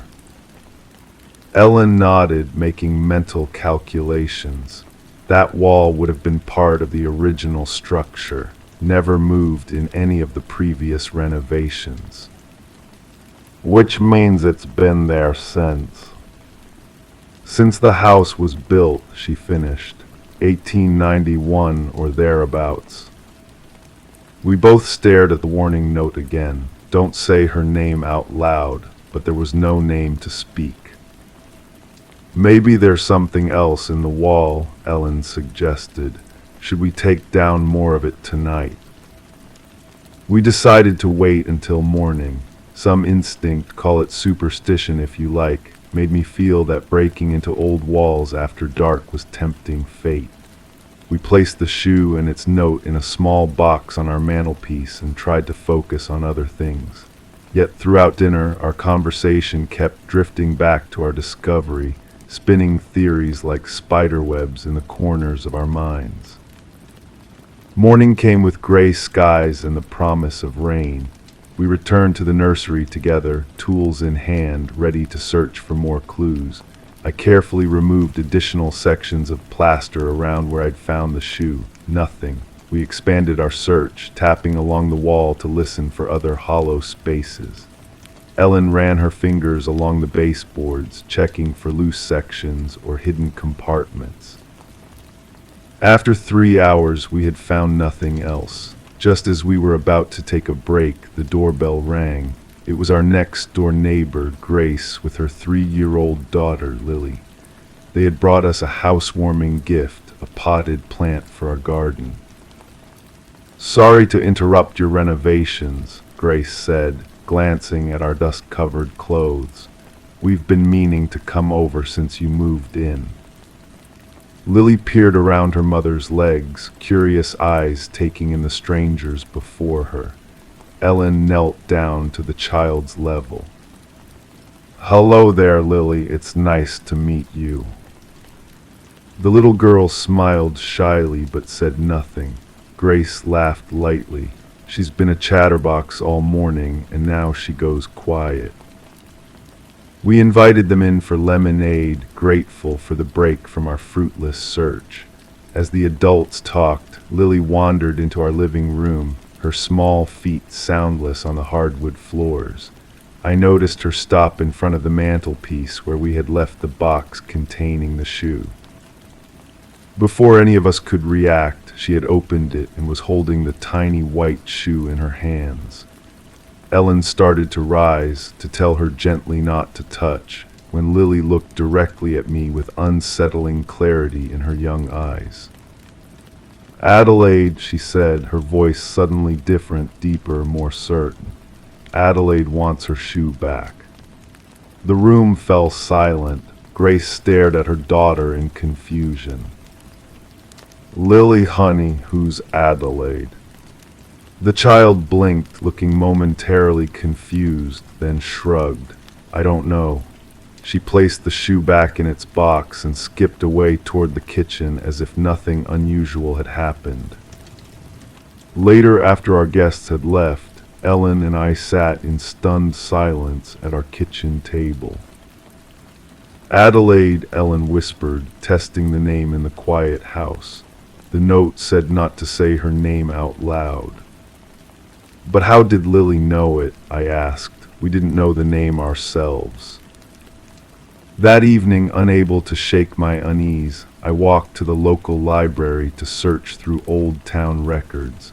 The librarian directed me to their archives of local newspapers, digitized and searchable by address. I typed in our street number and scrolled through decades of history. There it was in the society pages from August 1892. Mr. and Mrs. Henry Blackwood of 47 Maple Street announce with heavy hearts the passing of their infant daughter, Adelaide Elizabeth, aged 4 months.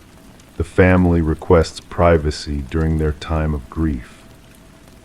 4 months old, just the right age for the tiny shoe we had found. I continued searching, looking for more information about the Blackwoods and their lost child.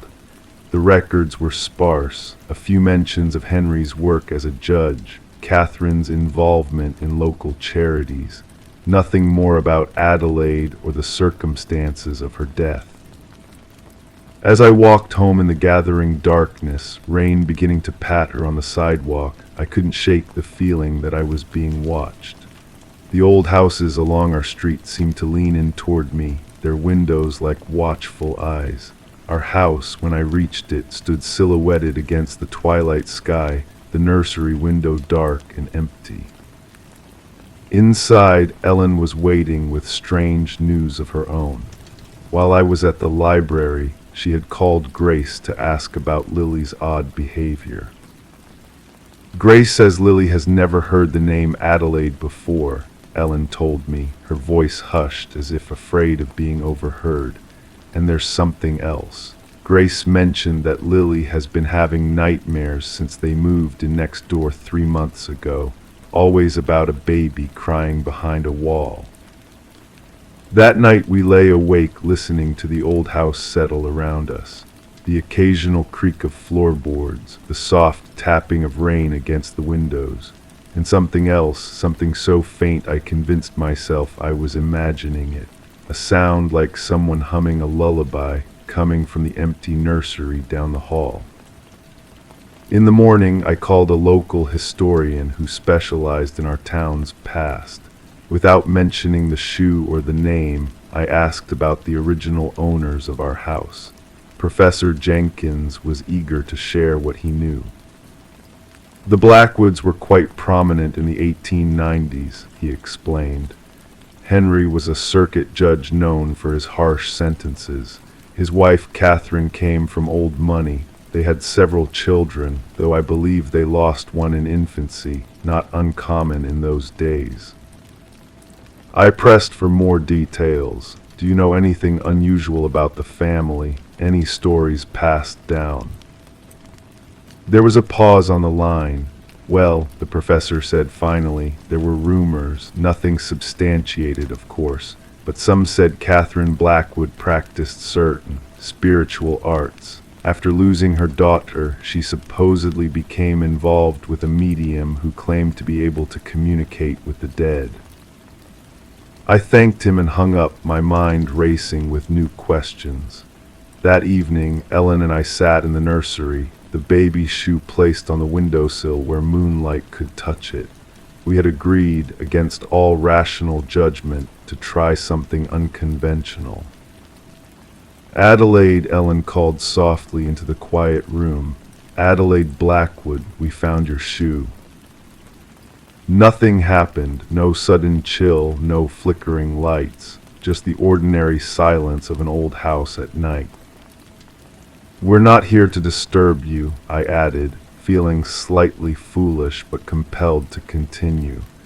We just want to understand why your shoe was hidden in the wall. As if in answer, the nursery door, which we had left ajar, slowly swung closed, not with a dramatic slam, but with the gentle movement of an ordinary door pushed by a subtle draft, except there was no draft. The next day we resumed our renovations, but with a new purpose. We weren't just fixing a wall now, we were looking for answers. As I carefully removed more sections of plaster, a pattern began to emerge, symbols etched into the wooden laths behind the plaster, faint but deliberate marks that formed a circle around where the shoe had been hidden. Ellen photographed everything, then spent hours researching the symbols online. That night, she showed me what she'd found. They're protection symbols, she explained, pointing to similar markings in an old book about folk magic, used in the 19th century to ward off evil or trap spirits. She hesitated, then added, the shoe itself is part of the ritual. They called it a concealment shoe, meant to protect the household or to contain something. Contain what? I asked, though I feared I already knew the answer. Ellen met my eyes, something they didn't want to escape, perhaps the spirit of a child who died under difficult circumstances. We slept poorly that night, both of us waking frequently to what sounded like the patter of tiny feet in the hallway. By morning, we had made a decision. We would restore the wall, return the shoe to its hiding place, and complete the protection circle as we found it. As I mixed the new plaster, Ellen wrapped the tiny shoe back in its gauze, carefully replacing the warning note inside. Neither of us spoke Adelaide's name again. Some mysteries, we agreed, were meant to remain unsolved. Some walls were built for reasons we might never fully understand. The renovations continued around that small section of wall, which we patched and painted to match the rest. To anyone else, it would appear seamless, just another part of a beautifully restored Victorian nursery. Only we knew what lay behind it. Lily stopped having nightmares the week after we sealed the wall. Grace mentioned it casually over the fence one afternoon, expressing relief that her daughter was finally sleeping through the night. "It's strange," she said, watching Lily play in their backyard. She doesn't remember saying anything about someone named Adelaide, kids and their imaginary friends, right? I smiled and nodded, offering some casual comment about children's vivid imaginations. But later, standing alone in our nursery, which we had decided would become a home office instead, I found myself placing my palm flat against the repaired wall, feeling the slight difference in texture where old plaster met new. "Sleep well, Adelaide," I whispered, breaking my own rule just that once. The house remained silent, but I could have sworn I felt the faintest pressure against my palm, like a tiny hand reaching back. Some stories don't end with justice or resolution. Some mysteries remain buried in walls, in whispers, in the spaces between what we know and what we fear to discover. In an old house on Maple Street, behind a freshly painted wall, a tiny white shoe rests exactly where it was meant to be. And if on certain quiet nights when the moon is full, we sometimes hear the soft melody of a lullaby drifting down the hallway, well, some sounds are best left unacknowledged. After all, we promised not to say her name out loud. Story 10. In the heart of the city, there existed a cozy coffee shop that held a secret within its walls. For years, a mysterious man frequented the shop, following the same routine day after day. His presence was as familiar as the aroma of freshly brewed coffee, yet he remained a stranger to those around him. Known only by his silent gestures, he sat at the same table, ordered the same black coffee, and disappeared into his thoughts. One fateful day, the man failed to show up at his usual spot. Concerned, the police delved into the enigma surrounding him. Upon inspecting his customary seat, they stumbled upon a forgotten wallet, left behind as if a piece of a puzzle left to be discovered. Inside the wallet, a driver's license revealed a face without a name, an identity lost in the blank spaces where information should have resided.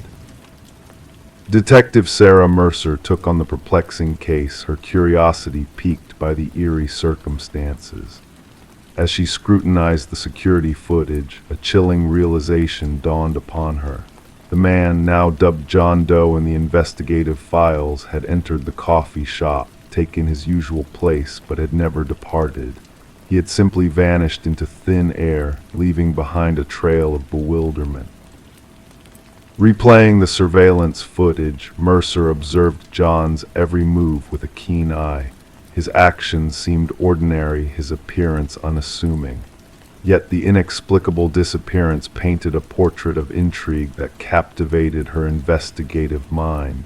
With each viewing, the mystery deepened, shrouded in an unsettling veil of uncertainty. The tech specialist tasked with unraveling the enigma could offer no logical explanation for the man's vanishing act. It was as though he had slipped through the seams of reality, leaving no trace of his departure. Mercer delved deeper into the puzzle, determined to unearth the truth hidden within the shadows of the coffee shop. Back at the station, the contents of the abandoned wallet unveiled more questions than answers. The absence of personal details, the cryptic nature of the credit cards, and the enigmatic business card with a silent phone line only added layers to the enigma. Mercer's pursuit of the truth led her down a labyrinth of mysteries intertwined with the fabric of reality itself. The barista's recollections offered little insight, painting a portrait of a man shrouded in solitude and mystery. His silent presence, his solitary demeanor, and the notebook filled with coded passages hinted at a mind consumed by secrets beyond comprehension. The notebook, a cryptic repository of unknown knowledge, became a focal point in Mercer's quest for answers. As she delved into the notebook's cryptic contents, Mercer's investigation took an unexpected turn.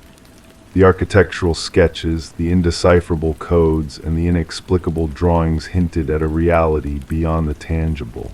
The more she uncovered, the more the boundaries between truth and fiction blurred, leading her down a path fraught with uncertainties. The discovery of a hidden space behind an antique mirror unveiled a trove of secrets, each more cryptic than the last. The stack of identical wallets, the leather-bound journal spanning decades, and the fingerprints matching John Doe hinted at a reality far stranger than Mercer had ever imagined. The journal's cryptic entries spoke of experiments in temporal displacement and identity transference, weaving a tapestry of wonder and dread. As Mercer delved deeper into the mysteries surrounding John Doe, strange occurrences began to manifest around the coffee shop.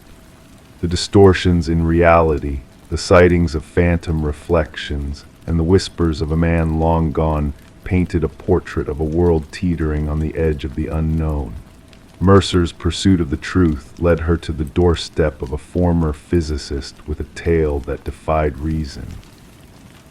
Margaret Keller's revelations shed light on the enigma surrounding John Doe, revealing a tale of scientific ambition turned awry. Daniel Weston, the brilliant physicist lost to the annals of time, had sought to breach the boundaries of reality itself. His experiments with quantum mirrors and parallel realities had led him to a fate intertwined with the very fabric of existence. Armed with newfound knowledge, Mercer returned to the coffee shop, the epicenter of a mystery spanning dimensions. The convergence of past and present, of science and the supernatural, beckoned her to confront the enigma head-on. As she delved deeper into the secrets hidden within the shop's walls, a revelation emerged that shattered the boundaries of belief. In the shattered remains of the antique mirror, Mercer found a final note, a testament to a man lost to the mists of time. Daniel Weston's parting words echoed through the empty space, a warning against delving too deep into the unknown. The experiment had ended, the window closed, leaving behind a legacy of wonder and dread that lingered in the echoes of the past. The unsolved mystery of the man who didn't exist left a mark on Mercer's soul, a reminder of the thin veil separating reality from the realms beyond. The closure of the coffee shop, the disappearance of Weston's body, and the vanishing of his journals all spoke of a truth too elusive to grasp. Mercer's resignation marked the end of an era, yet the echoes of the enigma lingered on, whispering secrets lost to time. As night fell over the city, Mercer found solace in the quiet of her porch, the flickering lamplight casting shadows on her face. With a notebook in hand, she sought to capture the fleeting memories of a man lost to the winds of time. The fragment of the antique mirror hung on her wall, a silent witness to a tale that defied reason, its surface shimmering with echoes of a reality unseen. In the stillness of the night, as the city slumbered beneath a blanket of stars, Mercer's pen danced across the pages, weaving a tapestry of wonder and mystery. The legacy of John Doe, of Daniel Weston, lived on in the whispers of the wind, in the rustling of leaves, in the echoes of a reality beyond comprehension. And as the night deepened, casting a veil of mystery over the world, Mercer's words echoed into the darkness, a testament to the enigma that lingered on, forever intertwined with the fabric of existence. Story 11. She entered through the front door, dust dancing in the stagnant air. The abandoned house stood frozen in time, its peeling walls and draped furniture telling tales of neglect. Every room she ventured into, every handle she turned, led her back to the parlor, a mysterious loop defying logic. The doors played a strange game, trapping her in a perplexing dance of repetition. And when she sought escape, the entrance she had used had vanished into thin air, leaving her with nowhere to go but forward. Detective Sarah Lind found herself at the threshold of the Victorian, where Morgan Pierce's body had transformed the eerie dwelling from a mere curiosity to a chilling crime scene. Inside, forensic technicians moved silently, like specters in the dimness, uncovering secrets darker than the whispered legends that clung to the house. The compasses that spun wildly, the sensation of unseen eyes watching mere shadows compared to the truth now revealed.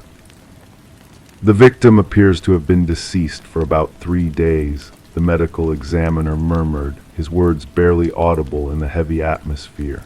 Cause of death points to asphyxiation. Morgan, discovered in the parlor, sat serenely in an antique chair, facing the entrance with an air of expectancy.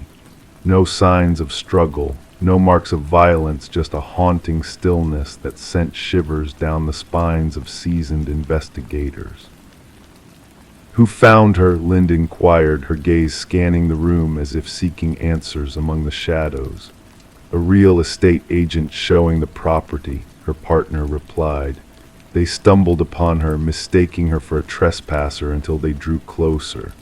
The house, a relic of a bygone era, had remained abandoned since the passing of its previous owner, Eleanor Blackwood, lost to time and legal disputes. But Morgan had been drawn to its enigmatic allure, her research into architectural anomalies leading her to its threshold. A graduate student with a passion for the unconventional, Morgan had frequented the house in her quest for knowledge. Her journal entries spoke of strange phenomena, acoustic distortions, shifting rooms, and doors that defied logic. In her final musings, she hinted at uncovering spatial enigmas with specialized equipment that had now vanished without a trace.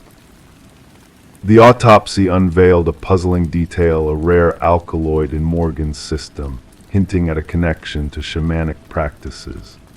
But her loved ones attested to her dedication to her work, denying any involvement with mind-altering substances. Deleted messages on her phone revealed cryptic exchanges with a mysterious correspondent, sharing her obsession with the house's mysteries and hinting at a hidden truth waiting to be unveiled. Enter Adam Reeves, an architectural historian entwined in Morgan's quest for understanding. Their bond transcended professional curiosity, delving into realms of knowledge beyond the mundane. Reeves, devastated by Morgan's demise, spoke of the house's deceptive design, crafted to bewilder and ensnare the unwary.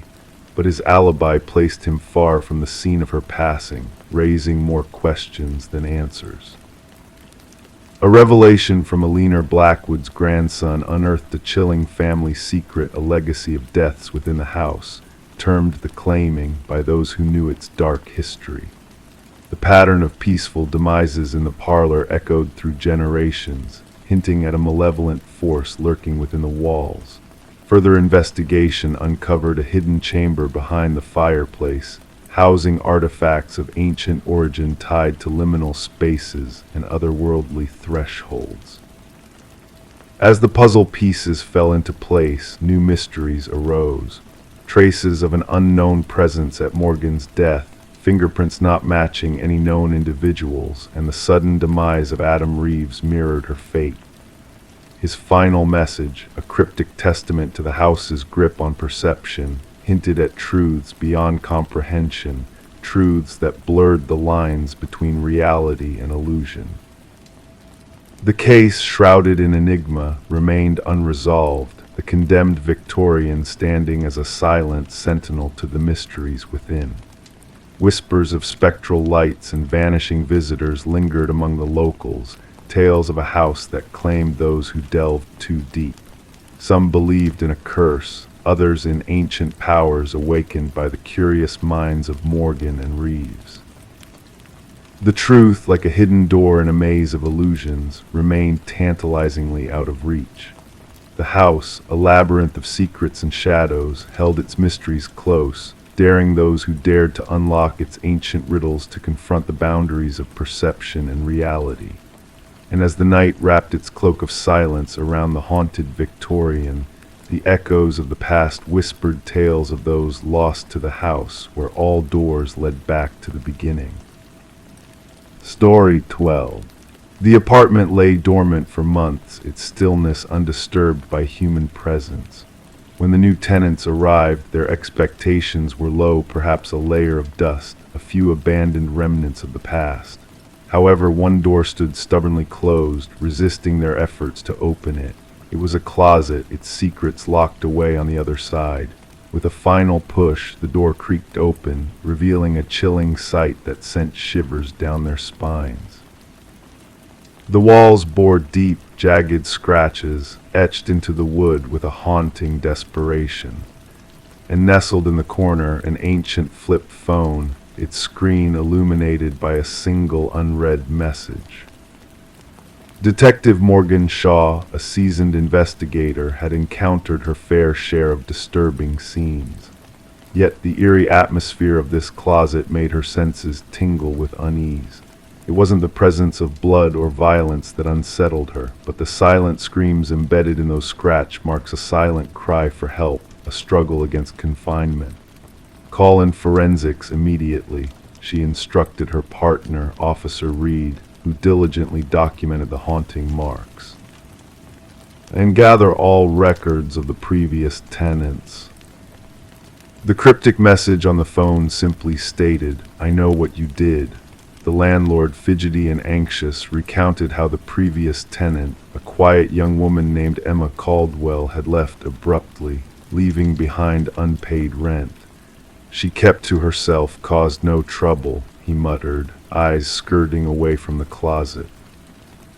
Forensic analysis uncovered a grim truth hidden within the scratches, a mosaic of blood samples, most belonging to Emma Caldwell, reported missing after her sudden disappearance.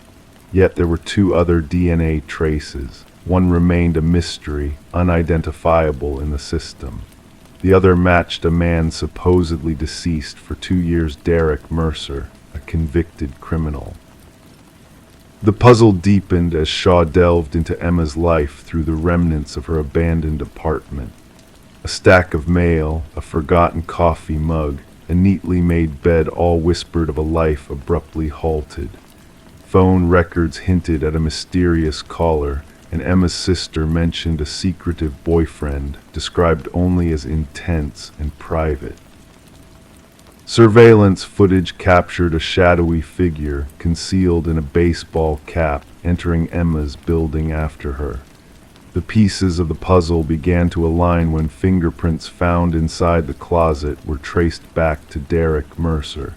He staged his death, Shaw concluded, but for what purpose and what link does he share with Emma? The enigmatic DNA sample led them to another missing person, Lynette Porter, vanished without a trace years before. Neighbors' accounts hinted at a connection between Lynette and Emma. A trail of surveillance footage led them to a remote property owned by Mercer's family, where a harrowing discovery awaited. Behind heavy basement doors, Lynette Porter was found alive but broken, a victim of Mercer's cruel games. "He forced me to witness," she murmured, her eyes vacant with trauma. Evidence piled up against Mercer, journals of control, photographs of his victims, and chilling recordings of Emma's final moments. A manhunt ensued, spanning jurisdictions, as the truth of Mercer's sadistic nature emerged. His thirst for control, his delight in inflicting suffering, painted a dark portrait that chilled even seasoned investigators. When Mercer was apprehended, he carried with him a new disguise and remnants of his twisted past. During interrogation, Mercer's calm facade cracked slightly. "She sent that message to herself," he claimed, a diluted attempt to shift blame. The trial unveiled Mercer's elaborate scheme of deception, his meticulous plan to evade justice and perpetuate his reign of terror. The jury swiftly delivered a guilty verdict, condemning Mercer to a life behind bars. As Lynette Porter faced her tormentor in court, she spoke with quiet defiance. "While he dwells in darkness, I will embrace the light." The case left a lasting impact on missing persons investigations, reshaping protocols to focus on relationships and property ties. Detective Shaw preserved the closet door as a somber reminder, a testament to the silent struggles of those trapped in the shadows, fighting for survival against unseen horrors.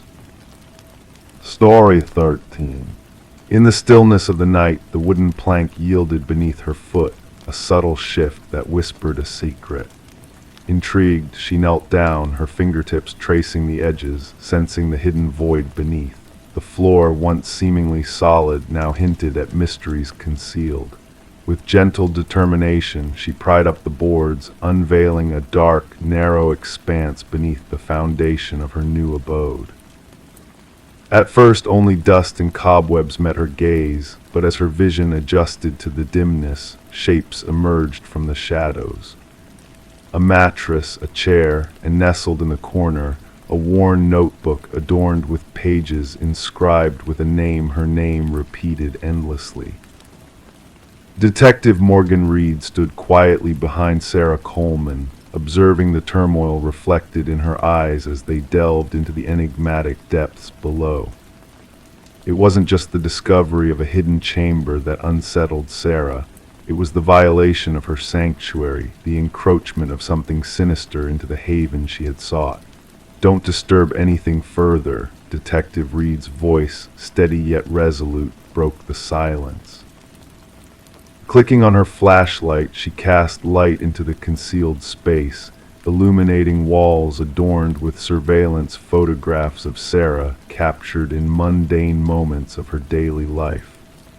A shrine of obsession, meticulously curated beneath her unsuspecting feet. Sarah had acquired the quaint cottage from the estate of a solitary man named Walter Green, a recluse who had passed away, leaving no kin behind. The property had sat vacant for months before Sarah's purchase, its listing extolling its charm and need for minor refurbishments. No mention of the hidden chamber had been made during inspections or the transaction. "I never met him, the former owner," Sarah murmured. The neighbors spoke of his solitude. "I was told the basement access had been sealed off long ago. That's what the inspection report indicated." As the crime scene investigators arrived, their equipment resonating against the wooden floors, they meticulously documented the chamber's contents, extracting the mattress, chair, and notebook. Forensic scrutiny revealed a plethora of fingerprints, all belonging to Walter Green. What unnerved the investigators most was the timeline. They reconstructed a timeline that indicated Walter had been surveilling Sarah for years prior to his demise. He had shared spaces with her, coexisted in her world, yet she had remained oblivious to his presence. The intensity of this fixation often escalates, the department psychologist elucidated during a debriefing. The transition from fantasy to strategizing. The hidden chamber suggests he was preparing for something more direct. Detective Reed's inquiry took an unexpected turn when she interviewed a former coworker of Walter's from the maintenance department at the local mall. The man appeared agitated, toying with his wedding band throughout their conversation. "Walter mentioned her sometimes," he confessed. "Said she reminded him of someone. I assumed it was harmless infatuation. I never imagined." His voice trailed off, eyes fixed on his fidgeting hands. "Did he speak of any intentions involving her?" Reed probed. "Not explicitly, but he had this phrase he'd repeat. 'She belongs with me.' I thought it was mere rhetoric." Securing a warrant to search Walter's workplace locker, untouched since his passing, Reed uncovered a key that unlocked a storage unit registered in his name. Within the unit, meticulously arranged, lay replicas of Sarah's former apartment, her bed, her desk, her living room furniture. A precise emulation of her living space right down to the minutiae. A mannequin, adorned with a wig mimicking Sarah's hairstyle, sat at the replica desk. Yet most disconcerting was the calendar, with a date circled in red just a week post Walter's sudden demise, bearing a single word, together. Further investigation unveiled Walter's institutionalization in his youth due to an infatuation with a teacher, diagnosed with erotomania, a fixation where the subject believes in a reciprocated love despite evidence to the contrary. Released and uneventful for decades, something about Sarah reignited his dormant obsession. Spread across the conference table at the precinct, crime scene photos depicted Walter's conviction of a destined connection with Sarah. In his mind, their bond was preordained, Reed commented. Could she have unknowingly crossed paths with him, inciting this fixation? A fellow detective inquired. Reed shook her head. No trace of such an encounter. Sometimes these obsessions require but a fleeting moment, a smile shared with a stranger, a gaze that lingers a second too long. For an individual with his history, that could suffice. Opting to part ways with the house, unable to find solace within its walls, Sarah pondered the what-ifs during her final walkthrough with the realtor. I can't help but wonder what might have befallen me had circumstances been different, she whispered. Had I not perceived that loose floorboard, how long would I have dwelt here, unaware of his watchful eyes, unaware of the secrets buried beneath my feet? Following Walter's demise, the case was officially closed, categorized as stalking with intent to abduct, though the abduction never materialized. Sarah relocated, altering her routines and safeguarding her privacy with heightened vigilance. Detective Reed sporadically checked on her, a silent acknowledgement of the proximity to peril Sarah had narrowly averted. The cottage passed into the possession of an oblivious young couple, ignorant of its concealed history, the hidden chamber sealed, the floorboards replaced. Life progressed, but for those privy to the truth, the tale of the room beneath the floor lingered, a cautionary tale of concealed perils, of vanquished monsters who eluded capture, and of survivors unaware of the precipice they skirted. Story 14. The real estate listing made no mention of a basement. The blueprints offered no clue to its existence. Yet when the family peeled back the worn carpet, a hidden door revealed itself, its handle rusted with age. It took 3 of them to pry it open, releasing a rush of stale air heavy with the scent of damp earth. Steps descended into darkness, beckoning them downward. Expecting storage, they instead found a solitary chair illuminated by a swaying light bulb. And on the wall behind it, a chilling display photographs of themselves, captured from within their very home. The Mercer family had settled into the suburban property during a winter of early darkness and bare trees swaying against a cold sky. The worn, 2-story structure exuded character and history, they had thought, but they had not anticipated the depth of history the house held, nor how violently it would intertwine with their present. Detective Sarah Connors arrived at the scene with her partner, the crime scene perimeter secured with fluttering yellow tape. Mrs. Mercer's voice had trembled over the phone as she described the hidden basement beneath their living room floor. "We must document everything before anyone else descends," Connors directed, gloving her hands with seasoned precision. Camera flashes illuminated the stairwell as the forensic team captured the eerie scene. The wooden steps groaned under their weight as they entered the small basement space, the walls painted a dull gray. A single chair sat bolted to the floor, underneath the harsh glow of a bare bulb casting unsettling shadows. Yet it was the row of photographs on the wall that seized their attention, images of the Mercer family, each picture meticulously arranged in chronological order. "These date back weeks," noted Connor's partner, studying the timestamps on the photos. The investigation uncovered no signs of forced entry, no theft, no triggered security system. Only a profound invasion of privacy that shattered the family's sense of security. Forensics uncovered fingerprints from previous owners of the property, each having resided for a fleeting time before selling at decreasing prices. None had mentioned the hidden basement, Delving deeper, the history of the property revealed redacted records, altered blueprints, and withdrawn permits. The contractor who renovated the house 7 years prior denied the existence of the basement vehemently, his hands shaking as he insisted it was not there. Digital forensics unveiled a haunting trove of images on a hidden memory card capturing not just the Mercers, but past families in intimate moments. Audio files recovered from a buried box revealed conversations held within the house, recorded with sophisticated microphones undetected during the initial search. Connors ordered a thorough search, leading to the discovery of a monitoring station concealed behind the photographs. A journal penned by the original builder, Edward Kelvin, chronicled detailed observations of each family's life within the house. His final entries hinted at a sinister anticipation for the next unsuspecting residents. Fingerprint analysis confirmed Kelvin's presence in the house, revealing his twisted belief of ownership over the families who resided there. After a 3-day manhunt, Kelvin was found hidden within the walls, his wiry frame adapted to the secret passages he had crafted. During interrogation, he spoke of the families as mere subjects in his private experiment, claiming they had willingly become his. The psychological evaluation diagnosed Kelvin with severe delusions, viewing himself as the house's guardian rather than an intruder.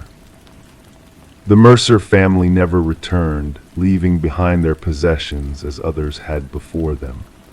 The house stood empty as Kelvin's trial exposed the extent of his surveillance network, designed to watch and document the unsuspecting families. As the property was demolished and the ground filled, the families remained haunted by the violation of their privacy, wondering if they had ever truly been alone in the house that had betrayed their trust. Story 15. The aged box lay hidden beneath layers of clutter in the dusty attic, a forgotten relic from the past occupants of the house.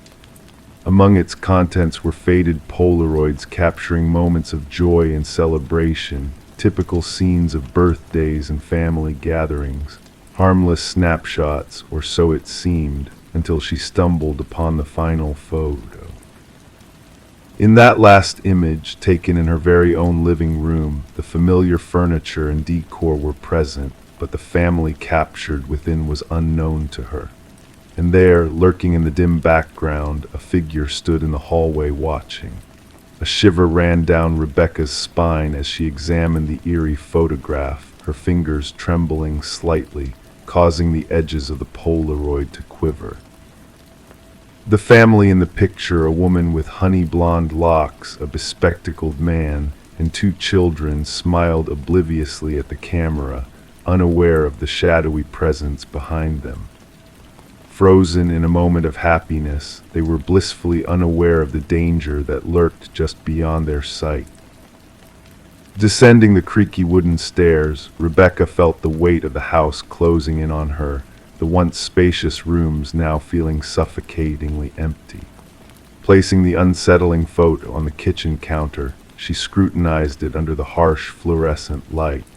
The uncanny resemblance between her home and these unfamiliar faces was undeniable, a chilling mystery unfolding within the walls of her own dwelling. Detective Morgan arrived, clad in a worn leather jacket that bore witness to countless investigations. His keen eyes took in every detail as he studied the photograph with a methodical gaze. Running a gloved finger along its edge, he turned it over to reveal the blank back. "What do you know about the previous owners, the Nelsons?" Morgan inquired, his voice a low, gravelly rumble. Rebecca confessed very little. They had already moved out of state when I bought the house through a realtor. Nodding thoughtfully, the detective requested, "May I take this photo for further analysis? Our team might be able to identify the family depicted." The investigation began quietly, unraveling a tangled web of past occupants. From the Nelsons to the Crawfords and then the Mornos, each family had a mysterious connection to the house. But it was the Sutherlands who cast a shadow of dread, disappearing without a trace after a mere year of residence. Forensic analysis of the aged Polaroid pointed to a sinister truth, a pattern of families vanishing after a year in the house, leaving no trace behind. Enhanced imaging revealed a dark figure in the hallway, a tall, silent watcher whose presence defied explanation. Delving into historical records, Detective Morgan unearthed the origins of the house, built by an acclaimed architect named Samuel Whitfield. But Whitfield's sudden disappearance and subsequent death in a construction accident raised more questions than answers. Beneath the house's concrete floor, a macabre discovery awaited the perfectly preserved remains of all the missing families, including the Sutherlands. Among their belongings, a camera identical to the one that captured the chilling Polaroid in the attic. As the investigation unfolded, a hidden crawlspace in the attic yielded a shocking revelation, a journal detailing observations of the families, culminating in a chilling entry about Rebecca herself. Fearing for her safety, she was relocated to a hotel under police guard. In the dead of night, a phone call shattered her uneasy slumber, the eerie sound of breathing followed by the mechanical click of a Polaroid camera. The mystery of the house remained unsolved, its dark secrets haunting those who dared to seek the truth.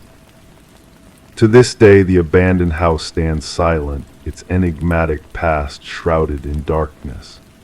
Samuel Whitfield's fate remains a mystery, his presence lingering in the shadows of forgotten memories. And as new families move into new homes, unknowingly watched by unseen eyes, the chilling legacy of the man in the photograph endures, a tale of suspense and intrigue that refuses to fade away. Story 16, the aged apartment exuded a sense of history, its walls holding secrets whispered through time. The heating system groaned, the pipes rattled a familiar melody that echoed through the dimly lit corridors. She, a tenant in this labyrinth of memories, had grown accustomed to these nocturnal symphonies, or so she convinced herself, until one fateful night when a voice, delicate yet unmistakable, floated through the vents like a ghostly apparition. It wasn't the usual background hum of neighbors going about their lives. It was a whisper, beckoning, calling out her name into the shadows of the unknown. Her curiosity piqued, she leaned in closer, pressing her ear against the cool metal grate. A soft breath of icy air caressed her cheek, sending shivers down her spine. And then, almost teasingly, the voice spoke again, barely above a murmur, "I know you can hear me." Detective Morgan Shaw, a figure of calm amidst the eerie silence of the vacant apartment, stood transfixed at the heart of the mystery unfolding before her eyes. Her gaze lingered on the rusted vent cover, forcibly removed from its rightful place. Around her, the forensics team meticulously combed through the scene, capturing every detail with flashes of light from their cameras. Alina Reeves, the missing soul whose absence had cast a shadow over these walls for 7 long days, had left a trail of enigmatic clues that defied rational explanation. Officer Patel, his voice a solemn echo in the empty space, recounted Alina's distressing accounts of voices carried on the whispers of the wind. The building's management had dismissed her fears as mere echoes of the building's antiquity, a rationalization that now seemed hauntingly inadequate. As Shaw knelt beside the vent, her keen eyes caught sight of the telltale signs of struggle etched into the metal, a frantic testimony of a desperate attempt to escape a fate unknown. Fingernail marks, deep and erratic, bore witness to a struggle that transcended the physical realm, hinting at a terror that lurked within these very walls. Alina, a beacon of warmth and kindness in her role as a beloved kindergarten teacher, had vanished into the shadows of her own home, leaving behind a trail of unanswered questions and a lingering sense of unease. Her sister's tearful accounts painted a picture of a woman haunted by unseen forces, tormented by whispers that danced on the edge of her reality. The apartment, once a sanctuary of solace, now stood as a silent witness to a sinister truth lurking beneath its weathered facade. Shaw's scrutiny revealed subtle details that spoke of a presence unseen but undeniably felt. The meticulously arranged bed, the abandoned coffee mug, the chair positioned with eerie precision beneath the vent, all whispered of a spectral watcher, an unseen intruder in this realm of domestic tranquility. The forensic report, a tapestry woven from threads of evidence, unveiled a chilling narrative of a predator cloaked in shadows. Fibers entwined in the grating bore the imprint of Alina's essence, a macabre connection that transcended physical boundaries. A fingerprint, foreign and ominous, lingered on the inside of the vent, cover a spectral echo of a presence unseen but keenly felt. In the solitude of her car, raindrops a melancholic melody on the roof. Shaw delved into the haunting echoes of Alina's final days. Audio recordings, fragments of a shattered reality, revealed a chilling dialogue between the living and the unseen. Alina's voice, tinged with fear and longing, reached out into the void, seeking validation in the darkness that enveloped her. The building, a silent sentinel of forgotten tales, harbored a history steeped in shadows. Previous tenants, their stories woven into the very fabric of its being, whispered of strange occurrences, of voices that echoed through the walls like lost souls seeking solace. Harold Weber, the enigmatic custodian of this realm, bore witness to a legacy of whispers that transcended the boundaries of reason.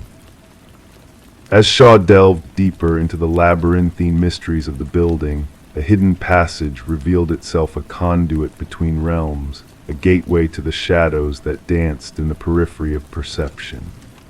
Within its narrow confines lay a trove of secrets, a flashlight, a water bottle, remnants of a spectral existence that defied comprehension. Someone or something had dwelled within these walls, a phantom presence that defied logic.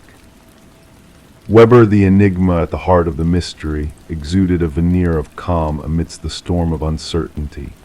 His words, a tapestry of half-truths and evasions, veiled a darkness that lurked beneath the surface. The revelation of his sinister collection, a macabre shrine to his victims, laid bare the extent of his depravity, a predator masquerading as a custodian of the night. As the pieces of the puzzle fell into place, Shaw's gaze met Weber's, a silent confrontation between hunter and hunted. His arrest, a silent surrender to a fate long foretold, brought a semblance of closure to a chapter steeped in shadows. Yet his parting words lingered in the air, a spectral echo of a truth that transcended the confines of mortal understanding. The trial, a theater of shadows and whispers, unfolded with a grim inevitability. Weber's facade of sanity crumbled under the weight of damning evidence, his delusions laid bare for all to see. The jury's swift verdict, a condemnation etched in stone, marked the end of a chapter stained with blood and whispers. As Weber was led away, his smile a haunting riddle that defied interpretation, Shaw's gaze lingered on the vacant apartment, a mausoleum of forgotten dreams and shattered lives. The whispers that lingered in the air, a spectral chorus of voices long silenced, echoed through the empty corridors, a testament to the darkness that dwelt within these walls. The apartment building, a monument to a past shrouded in shadows, now stood as a silent witness to a truth best left undisturbed. Despite the veneer of normalcy that cloaked its halls, residents whispered of strange sounds that echoed through the vents, of whispers that danced on the edge of perception. the legacy of Harold Weber, a specter that haunted the building's very foundations, lingered in the cold drafts that carried voices through the night. The heating system groaned, the pipes rattled a symphony of shadows that whispered of a truth buried deep within the walls. It was nothing unusual. At least, that's what they told themselves as they drifted into the realm of dreams, lulled by the whispers of a past that refused to be forgotten. Story 17. The motel stood there, a relic of forgotten times, a haven for transient souls seeking respite in the shadows of the night. The key exchanged hands with a silent warning, a whispered secret lingering in the air. Just avoid the last door on the left, the clerk's voice barely above a murmur.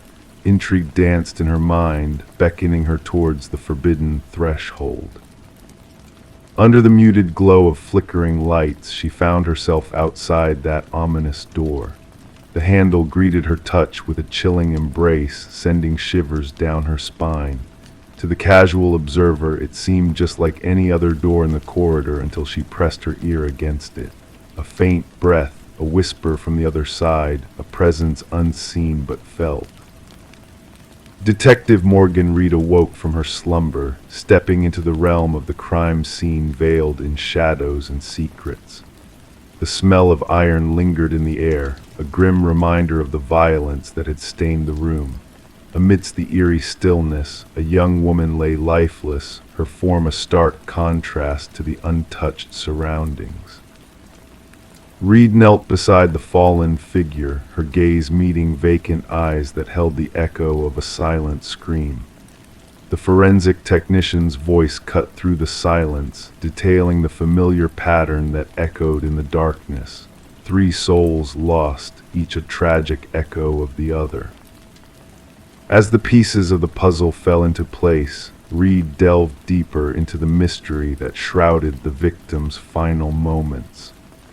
The threads of the investigation led her down a twisted path of deceit and betrayal, unraveling a web of lies carefully woven in the shadows. Whispers of a predator on the loose stirred fear in the hearts of the community, casting a veil of uncertainty over the once familiar streets. Reed's determination burned bright, fueled by a relentless pursuit of truth in a world cloaked in darkness. The truth emerged from the shadows, revealing a man consumed by his own demons, a facade of normalcy masking a heart devoid of empathy.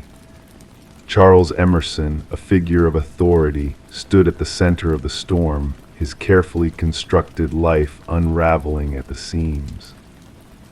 Through meticulous detective work and unwavering resolve, Reed uncovered the chilling reality behind the facade, a man driven by fear and desperation, willing to sacrifice lives to protect his own fragile existence. The trial brought closure to the families torn apart by tragedy, a semblance of justice served in a courtroom devoid of mercy. Emerson's stoic facade crumbled, revealing the emptiness that lay beneath a void where compassion should have resided. The echoes of the door on the left case lingered in the air, a haunting reminder of the darkness that lurks within the human heart. Reed's footsteps echoed down empty hallways, each door a silent sentinel guarding its own secrets. In the quiet of the evidence locker, 3 keys lay dormant, relics of a past best left undisturbed. They whispered of lives lost, of doors opened and never truly closed. And as Reed gazed upon them, she knew that some mysteries were meant to remain unsolved, their truths hidden in the shadows of the night. Story 18. In the old apartment, the pipes groaned and the floorboards creaked, whispering their ancient tales. But the new tenant, Sarah Coleman, sensed a presence beyond the usual settling sounds. The footsteps above her were too deliberate, too steady, echoing down from the unseen heights of the top floor. One night, emboldened by a mix of curiosity and fear, she tapped on the ceiling with a broomstick. The sound halted, plunging the room into a heavy silence. And then in the stillness, a lone knock reverberated from within the ceiling itself. Sarah kept the strange incident to herself, attributing it to the quirks of the old building or perhaps a small creature trespassing in the attic. As the methodical footsteps persisted each night, she adapted by drowning them out with the blare of the television, wearing headphones to muffle the haunting echoes that traced unseen paths above her in the darkness. Detective Morris was drawn into the mystery when a maintenance worker stumbled upon a hidden crawlspace during routine repairs outside Sarah's apartment. Behind a removed section of drywall, a narrow passage revealed itself, defying the building's blueprints. Illuminated by a flashlight, the space unveiled a makeshift dwelling, a solitary existence marked by discarded food wrappers, water bottles, a tattered blanket, and a worn notebook. The notebook, a silent witness to unseen eyes, contained meticulous notes on Sarah's life, her routines, her habits, her very existence chronicled in unsettling detail. The final entries descended into madness, with cryptic symbols scrawled along the margins, conveying a sense of looming obsession and a chilling declaration: "No one ignores me." Forensics delved into the hidden passages, unearthing a labyrinthine network woven into the building's structure, a secret web connecting multiple apartments to Sarah's. But it was her unit that held the key viewing points, concealed holes, and imperceptible vantage points that had watched her every move in eerie silence. Former residents emerged from the shadows, their suppressed whispers echoing tales of being watched, of unexplained disturbances in the night. One by one, they validated the haunting truth that had long been shrouded in silence, a truth that now demanded to be heard. The breakthrough arose from a microscopic whisper of blood, leading to the phantom of a missing resident, Martin Weaver. His disappearance, a puzzle left unsolved, found a connection to the enigmatic figure of Edward, a recluse who had vanished without a trace, leaving behind a trail of unanswered questions and unspoken fears. As Detective Morris pieced together the fragments of Edward's past, a chilling pattern emerged: a transient figure, drifting from one top-floor apartment to another, leaving only echoes of his presence and the weight of his unspoken gaze. The truth unfurled like a sinister tapestry, revealing a man consumed by a hidden obsession, a dark desire to observe and control from the shadows. In a remote cabin, the walls whispered secrets of lives entwined with his, of meticulous plans and sinister designs etched into the fabric of his madness. The cabin's floor bore witness to a trail of graves, each a silent testament to lives extinguished in the pursuit of an unseen voyeurism that thrived in the darkness. As the shadows of the past converged with the present, the manhunt for Edward, now known as Edward Mercer, a phantom of the night, continued, his legacy of hidden passages and silent watchfulness haunting the collective memory of those who had unknowingly crossed his path. And as Detective Morris stood in the quiet of his own home, gazing up at the ceiling, a shiver of unease crept through him, a lingering question echoing in the night: who else might be listening, waiting in the unseen corners of the world, their presence a silent specter in the stillness of the night. Story 19. The gentle current whispered its lullaby that morning, the water a serene mirror reflecting the sky above. The fisherman's boat glided effortlessly, almost lulled into a peaceful slumber by the tranquil surroundings. It was then, in the hush of the early hours, that a peculiar sight caught his eye: a solitary suitcase bobbing lazily near the shore. At first glance, it seemed like a forgotten relic, perhaps discarded by careless hands. But as he drew closer, a pungent odor wafted through the air, heavy and suffocating. The case, wrapped in chains weathered by time, revealed its grim secrets upon closer inspection. Rust gnawed at its edges, a silent witness to its abandonment. When the authorities pried open the tarnished container, it did not reveal mere garments or forgotten belongings. Instead, a macabre scene unfolded before their eyes, a tangle of dark hair, fingers frozen in a haunting grip, and at the very bottom, a chilling note bearing cryptic words, "This isn't the first." Detective Sarah Mercer arrived at the scene, her presence a calming force amidst the eerie stillness. Her handkerchief pressed delicately against her nose, she observed the victim's form with a mix of sorrow and determination. The woman, identified as Catherine Walsh, lay before them, once vibrant, now a ghostly figure marred by the watery depths. The medical examiner worked meticulously, capturing every detail with reverence before the body was gently carried away. What struck Mercer was not the brutality of the act, but the peculiar care taken with the victim's appearance. Despite the gruesome circumstances, Catherine Walsh was adorned with a meticulous touch, manicured nails, meticulously styled hair, and attire of undeniable luxury. She was not simply disposed of, Mercer mused, her gaze lingering on the tranquil waters. She was prepared, almost reverently displayed. Catherine Walsh, a successful real estate agent known for her expertise in high-end properties, led a life shrouded in mystery.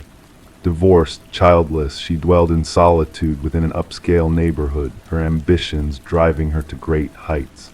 Colleagues spoke of her with admiration, citing her unwavering dedication to perfection in all endeavors. Her sudden disappearance, noted only when she failed to attend a crucial showing, sent ripples of concern through her circle.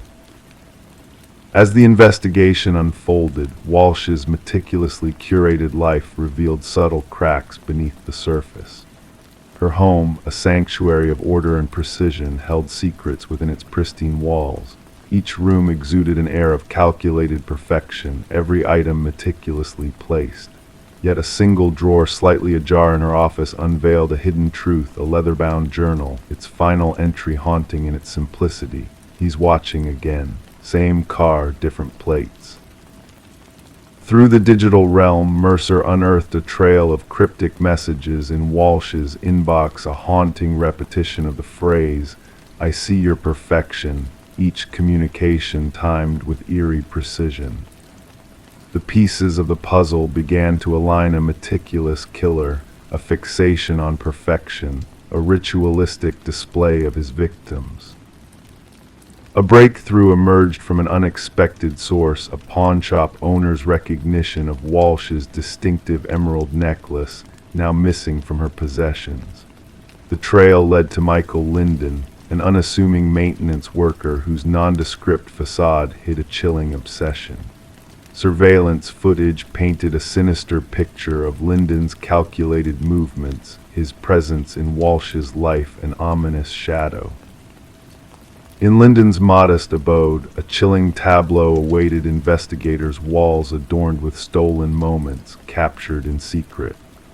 Photographs of Walsh and others adorned the space, each woman bearing a striking resemblance to the next.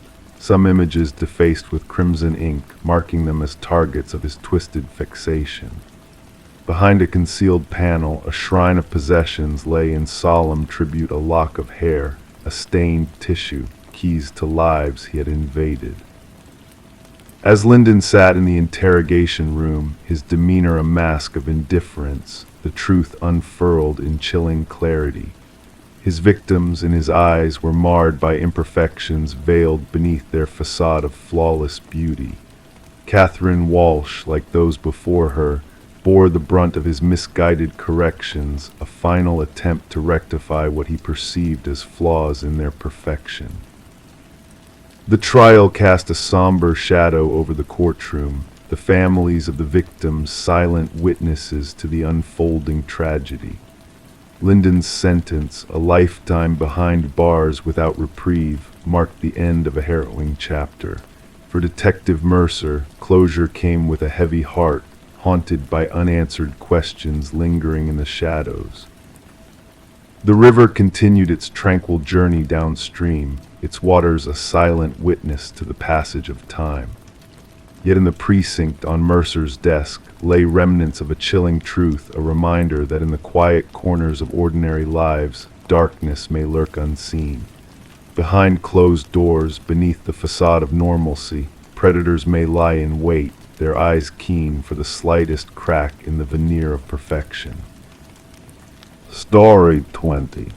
The old Polaroid held secrets within its faded borders, a relic of a past birthday lost to time. Faces frozen in smiles, candles flickering innocently, nothing out of the ordinary at first glance. But when the daughter came into possession of the box of forgotten photographs, a chilling discovery awaited her. Among the familiar faces, there lurked an unfamiliar presence. A man, shrouded in shadows, lingering just beyond the reach of the candlelight. He did not belong to the family captured in the frame. No one could recall him being there. Yet, with each passing photo, he drew nearer.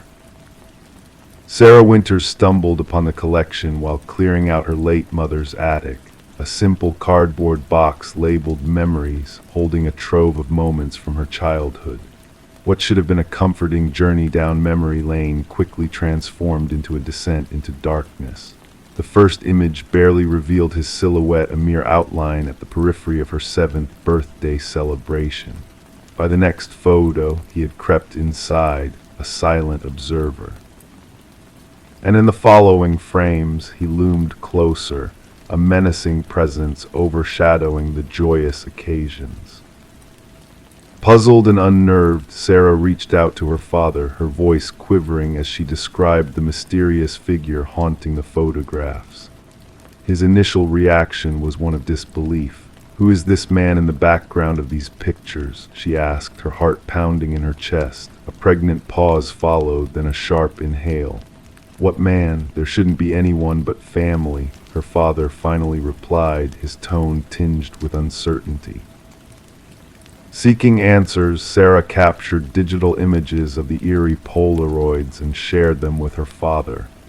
The response she received was unexpected, an urgency in his voice that hinted at hidden truths.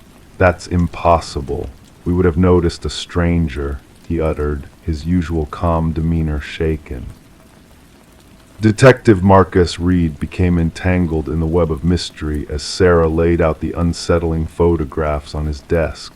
The patter of rain against the windows adding a haunting soundtrack to their investigation. With weathered hands, the detective meticulously examined each photo, his gaze narrowing in concentration. No one recognized this individual, he probed, a hint of intrigue lacing his words. "No one," Sarah confirmed, her eyes fixed on the progression of the shadowy figure through the captured moments. As the detective delved deeper, a pattern emerged from the seemingly random placements of the mysterious man. Each photo told a silent story of his calculated movements, inching closer to the unsuspecting children with each frame. In the final image, his ghostly presence loomed directly behind Sarah's youthful self, a phantom hand reaching out towards her shoulder, just beyond the frame's edge. Reed suggested the possibility of the photographer's involvement, yet doubt lingered in his voice. "My mother took these pictures. She set the timer and stepped into the shot," Sarah clarified, dispelling the notion of an external presence manipulating the scenes. Copies were made, a case file opened, and a thorough investigation ensued, reaching out to every surviving attendee of the fateful birthday party. But no one recalled the enigmatic man. No hired help, no unexpected guests, just a secluded countryside setting chosen for its privacy. Facial recognition technology faltered in unmasking the elusive figure, his form strategically obscured in each image as if evading detection. Yet there was a sense of purpose in his posture, a chilling deliberateness that sent shivers down the spines of those involved. The case might have hit a dead end if not for Sarah's discovery of similar haunting figures in other family albums, spanning different occasions and years. A digital wizardry specialist breathed new life into the aged photographs, unveiling hidden details under the harsh glow of the screen. A scar, a ring, a glimpse of facial features previously concealed by darkness all pointed towards a singular identity. The breakthrough came with the comparison of dental records, linking the shadowy figure to Robert Keller, a maintenance worker with a dark past. Keller's disappearance coincided with a series of unsolved child abductions that had plagued the region decades ago, intertwining his sinister presence with the gatherings captured in the photographs. Authorities unearthed chilling evidence buried beneath the foundation of Keller's former residence: a hair clip, a toy car, a bracelet, each item a haunting echo of a vanished child's existence. Sarah sat in solitude, enveloped by the weight of the revelations that had shattered the illusions of her childhood innocence. A call from the detective brought grim news of identified remains near one of the vacation properties, DNA confirming the fate of a long-lost child. Gazing at the final birthday photo, Sarah saw the faces of her family bathed in the warm glow of the candles, frozen in a moment of joy. And there he was, the dark figure lurking behind her younger self, a malevolent presence that had gone unnoticed for years. The threads of unsolved cases intertwined, weaving a tapestry of tragedy that stretched across generations. Families found closure in the unveiling of long-buried secrets, though the truths they unearthed were far from the solace they had sought. The shadow in the family photos had finally been brought to light, his legacy of terror exposed after years of lurking in the shadows. Sarah tenderly placed the photographs back in the box, each image a testament to the unseen dangers that lurk within the confines of captured memories, a reminder that some threats move through life's celebrations unseen, leaving only a faint trail of their malevolence imprinted on the fabric of time. Story 21. The parcel arrived without a trace of its origin, no label to guide it back, no tracking number to reveal its journey. Just a cardboard box, its edges dampened by the morning dew. It wasn't intended for her. Her address was correct, yet the name was a stranger's. She should have disregarded it, should have left it untouched on the porch. But curiosity, that persistent whisper in the mind, won over. With cautious hands, she peeled away the tape, anticipating mundane contents like books or clothes. Instead, nestled inside was a VHS tape, accompanied by a solitary sticky note.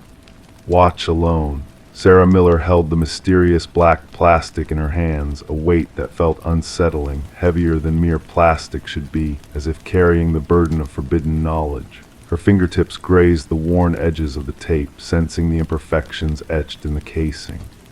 The handwritten note bore the imprint of urgency, each stroke pressed firmly onto the paper. The suburban world outside her window continued its rhythmic melody, a distant dog's bark, children's laughter from somewhere nearby, the gentle hum of a lawnmower slicing through the morning stillness. Unaware, life went on, while a secret had just been delivered to her doorstep. Sarah brought the package inside, placing it on her kitchen counter as doubt crept into her thoughts. The name, Daniel Whitaker, held no significance for her. In her 4 years in the house, she had never come across mail addressed to anyone by that name. Previous occupants, the Johnsons, had bid farewell, leaving behind a trail of memories. Curiosity and unease danced within her as she glanced at her VCR, a relic of nostalgia. There was something about the tape that beckoned a mystery shrouded in aged black plastic. Against her better judgment, Sarah slid the tape into the machine. At first, static danced across the screen, white noise sharpening gradually into focus. A dimly lit room materialized, illuminated by a single lamp. The camera angle was askew, casting a shadow over a man seated in a wooden chair. "My name is Daniel Whitaker," the man's voice, quiet yet resolute, filled the room. "If you're watching this, someone has found you, and that means they will find me as well." Leaning closer, his face emerged from the shadows, revealing the weariness etched into his features, sunken eyes, stubble of days past, hair tousled. I am innocent. I need you to believe that. But they have planted evidence against me, my fingerprints, my DNA, though I have never laid a hand on her. The camera wobbled as Daniel adjusted it, offering glimpses of the stark surroundings, a room devoid of warmth, bare walls, minimal furnishings, a temporary refuge for one on the run. They framed me. The official narrative will claim I knew her, that we quarreled, that witnesses heard our disputes. Lies, all of it. I only saw Catherine Walsh's face on the news after she was murdered in her home, and yet my DNA was found all over the crime scene. Detective Eliza Ramirez observed the identical VHS tape resting on her desk, the fifth to surface, each bearing the same urgent plea from Daniel Whitaker, a man deemed the prime suspect in Catherine Walsh's murder. A man who had vanished without a trace when her lifeless body was discovered. Initially, the Walsh case had seemed straightforward, a young professional woman strangled in her own bedroom, no signs of forced entry, indications of a struggle, and damning DNA evidence pointing to Whitaker, whose prints were on file from a minor offense in the past. Witnesses recalled seeing a man matching his description near her residence in the weeks leading up to the tragedy. Cell phone records placed him in the vicinity on the fateful night, a seemingly clear-cut case until the tapes emerged. The tapes complicate matters, Detective Ramirez noted into her recorder, updating the case files. Whitaker is either orchestrating an intricate deception or unveiling something far darker. She scrutinized the evidence board before her, pictures of a smiling Catherine Walsh at an office function. The gruesome crime scene photos she dared not linger on, maps pinpointing the delivery spots of the parcels, and at the core, the driver's license photo of Daniel Whitaker, his eyes imploring her for justice. The investigation took an unforeseen turn when Ramirez unearthed the truth that Catherine Walsh had been embroiled in a whistleblower case against PharmaCorp, a pharmaceutical giant entwined with government contracts. Walsh had stumbled upon irregularities in their clinical trial, data a cover-up of severe side effects in a rush to push a new drug into the market. She was set to testify, a former colleague confided in hushed tones to Ramirez during an interview, casting furtive glances toward the exit. Catherine possessed evidence, proof that the executives were aware of the issues and chose to bury them. The trial was scheduled for next week. Strange anomalies began to surface. The DNA evidence seemed too precise, located in areas incongruent with the crime. Witness statements about Whitaker appeared scripted, echoing the same phrases across different accounts. And most chillingly, surveillance footage from neighboring buildings mysteriously corrupted during the time frame surrounding the murder. 3 days following the delivery of the tape, Sarah Miller received a second package. This time it held a trove of incriminating documents, clinical trial reports, internal memos, email transcripts, all bearing Catherine Walsh's digital signature. Each page validated her suspicions. Detective Ramirez altered her focus, reaching out to recipients of the other tapes, weaving together Whitaker's trail of breadcrumbs. He had been employed in IT security for a contractor servicing PharmaCorp systems. He had never crossed paths with Catherine, yet he had stumbled upon her name flagged in an unauthorized security protocol he wasn't meant to access. They were monitoring her, Whitaker elucidated in a subsequent tape that surfaced. I intercepted the surveillance directives in the system. They were aware she was amassing evidence. Then I found myself locked out of the network. The following day she was dead, and suddenly I was painted as the perpetrator. The breakthrough arrived when Sarah Miller discerned a crucial detail on her copy of the tape that had eluded others. A reflection captured in a window behind Whitaker disclosed a line of storage units. Collaborating with Detective Ramirez, they pinpointed the location. Inside Unit 217, a tableau of truth awaited them. Daniel Whitaker's journal chronicling the conspiracy, Catherine's original files documenting the truth, and most damning of all elaborate schemes to frame Whitaker, penned in the handwriting of Pharmacorp Security, had a former law enforcement officer with access to evidence handling protocols. Justice didn't manifest in a dramatic arrest, but through the steady accumulation of irrefutable proof. 3 executives faced indictments. The security chief confessed, bargaining to testify against his superiors. The drug faced removal from consideration for market release. Emerging from seclusion, Daniel Whitaker bore the scars of his time as a fugitive, hollowed by the experience. The charges against him dissolved, yet the ordeal had left an indelible mark on his soul. Sarah Miller encountered him once as he arrived to reclaim his tape.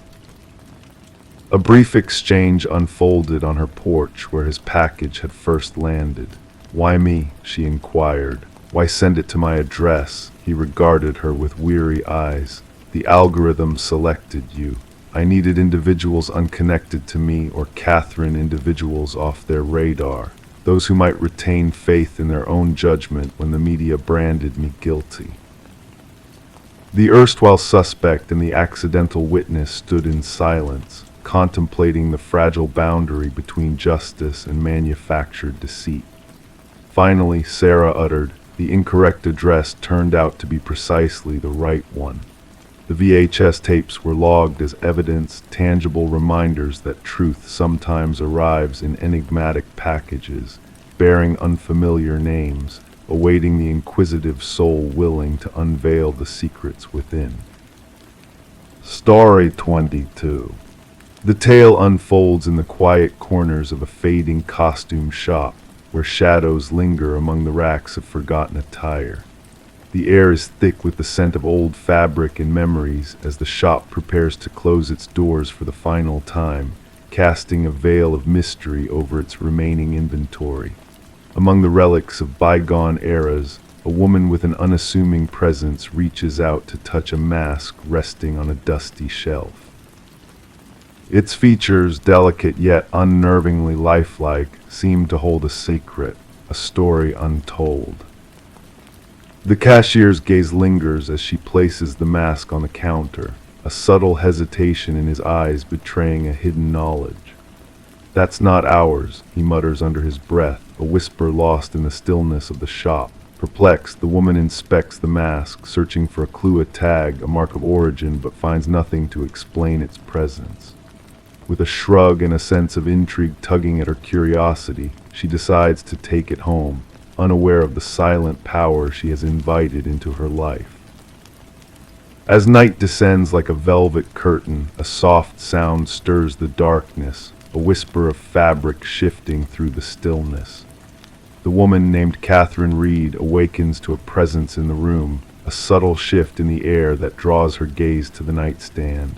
There, bathed in the pale moonlight filtering through the curtains, the mask sits, facing her with an unspoken challenge.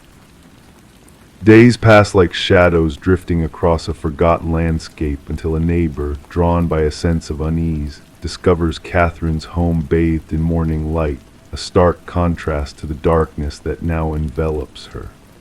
The front door stands ajar, a silent invitation into a realm of mystery and dread. Inside, a scene unfolds that will echo through the corridors of time, a scene of stillness and silent terror. Detective Morgan arrives, a figure of quiet determination amidst the chaos of the unfolding investigation. As forensics capture the essence of tragedy in their photographs, the shutter clicks in a rhythmic dance of finality. The detective's gaze sweeps the room, a silent observer of details that speak in whispers to her keen intuition. A drawer left slightly ajar, a water glass bearing traces of a forgotten touch, a lipstick stain on the rim, a tableau of ordinary moments shattered by the sudden absence of life. The medical examiner, a harbinger of unwelcome truths, kneels beside Catherine's still form, his face etched with the weight of the unknown. Cause of death unclear at first glance, he murmurs, his voice a solemn echo in the room. No visible wounds, no signs of struggle, only the frozen mask of terror etched upon her features, a silent witness to the horror that befell her. Catherine's life unfolds in fragments of memory and whispers of her past, a portrait of a woman consumed by her passion for authenticity in a world of shadows and deceit. Her colleagues speak of her with reverence, her boss's words a testament to her discerning eye that saw beyond the surface to the heart of art's true essence. The detective's path winds through a labyrinth of clues and whispers, leading her to the heart of darkness concealed within the mask's haunting gaze. Security footage reveals a moment of confusion in the costume shop, a fleeting glimpse of a truth obscured by shadows and half-truths. The owner's words linger in the air like a ghostly echo of a forgotten past, a warning of dangers unseen. Forensics unravel a tapestry of secrets woven within the fabric of Catherine's final moments. Microscopic fibers tell a tale of desperation and terror, of a struggle against unseen forces that left no trace but the echo of a heart silenced by fear. The threads of fate bind her to a legacy of death and mystery, a tapestry of lives lost to a darkness that knows no end. The retired detective, a guardian of forgotten truths, shares his knowledge with the present, a bridge between past and present in a dance of shadows and light. Ancient symbols whisper of a ritual long forgotten, of a power beyond comprehension that seeks to claim souls in a dance of death and rebirth. In the depths of the night, a journal hidden from prying eyes reveals Catherine's descent into madness, her words a testament to a truth too dark to bear. The mask's gaze haunts her dreams, its presence a specter of doom that lingers in the shadows, waiting for its next victim. The detective's resolve is tested as she confronts the abyss that stares back from behind the empty eye holes of the mask. The truth unfolds in a symphony of fear and despair, revealing a cycle of death and rebirth that spans centuries, a legacy of darkness that knows no end. The mask, a vessel of ancient power, waits in the shadows, a silent sentinel in a world of shifting truths and forgotten lies. Its hunger knows no bounds, its gaze fixed upon the unwary souls who dare to cross its path. And as the night deepens, a whisper of movement stirs in the darkness, a promise of terror that waits to claim its next victim in a dance of death and rebirth that echoes through the ages. Story 23. The worn envelope, its corners tinged with age, bore a fresh stamp just sent a few days prior. With cautious hands, the detective unfolded the letter inside. Typed in a rushed, uneven script were the words, "I am sorry for what I did." A faint dampness clung to the paper, carrying a hint of iron. It was then that they noticed a reddish smear along the bottom, a stain that was not made of ink. Detective Sarah Morgan carefully placed the letter into an evidence bag, her gloved fingers moving with practiced precision. The forensics team confirmed her suspicion the reddish mark was human blood, matching the DNA from an unsolved homicide that had haunted the department for years. The victim, a young journalist named Rebecca Warren, had been found in her apartment with multiple stab wounds, her laptop missing, and her notes scattered. The attack seemed tied to a story she was investigating. Despite numerous interviews and exhaustive investigation, the case had gone cold. Now a mysterious letter had arrived at the police station, simply addressed to the homicide division. The paper and envelope revealed few fingerprints, only faint smudges hinting that the sender had worn gloves. The postmark provided a much-needed lead. Morgan gathered her team in the dimly lit briefing room, walls adorned with haunting crime scene photos and fruitless suspect profiles. Pinning the letter's image at the center of the board, she declared, "This changes everything. Our killer shows remorse." Detective James Chen, her longtime partner on the case, scrutinized the letter. "Or they want us to believe they do," he countered. "The blood could be a cruel act, a way to mock us." The unique typewriter impressions traced by the forensics team belonged to a model long out of production, rare but not impossible to find. They reached out to antique shops and collectors across the region. As the investigation progressed, they delved deeper into Rebecca's life. Her editor described her as relentless, devoted to uncovering corruption. Her last assignment involved probing a wealthy family entangled in local politics. The family's patriarch's recent passing had stirred up disputes over his will, with siblings accusing each other of manipulation. Interviews with Rebecca's boyfriend, Michael Barnes, revealed subtle shifts in his demeanor since the letter's arrival: nervous gestures, trembling hands. Rebecca mentioned someone trailing her, he confessed. "I brushed it off as paranoia due to her investigation. I should have taken it seriously." As the detectives explored this lead, a second letter arrived bearing the same typewritten message in blood. This time the confession was more detailed. She knew too much about the family, about the inheritance, about what happened to the old man. "I never intended for it to escalate that far." The trail led to the mansion of the deceased patriarch, where they interviewed the eldest son, Richard. Among his collection of antiques, they found vintage typewriters. His rehearsed explanation about them raised suspicions. A breakthrough came when fibers on the envelopes matched custom stationery exclusively used by the youngest daughter, Elena. Questioned, she disclosed that Richard had borrowed her stationery a month prior. A search of Richard's home uncovered a hidden room with clippings about Rebecca, surveillance images, and a vintage typewriter matching the one used for the letters. Blood analysis confirmed it belonged to Rebecca. Unexpectedly, bank records unveiled substantial payments from Richard to Michael before Rebecca's murder. Confronted, Michael broke down. She uncovered evidence that Richard poisoned his father for the inheritance, he confessed. "I informed Richard of her findings, hoping to scare her off. I never imagined he would harm her." A crucial piece emerged when Elena presented a recording capturing Richard and Michael discussing Rebecca. In the recording, Richard's voice was chillingly clear. She must be silenced permanently. Richard's attempt to flee ended in his arrest. The prosecution built a solid case around the letters, the typewriter, financial transactions, and Elena's recording. Michael cooperated in exchange for a plea deal. Throughout the trial, Richard maintained his innocence, blaming Michael for framing him. But the evidence spoke louder. The jury swiftly returned a guilty verdict after deliberation. As Richard was led away, Detective Morgan approached Rebecca's parents with a silent understanding. While their daughter could never return, the conviction offered a semblance of peace. The blood-stained letters remained in evidence, a poignant reminder that even the most meticulous crimes leave traces, and that remorse, be it genuine or strategic, can unravel the perfect crime.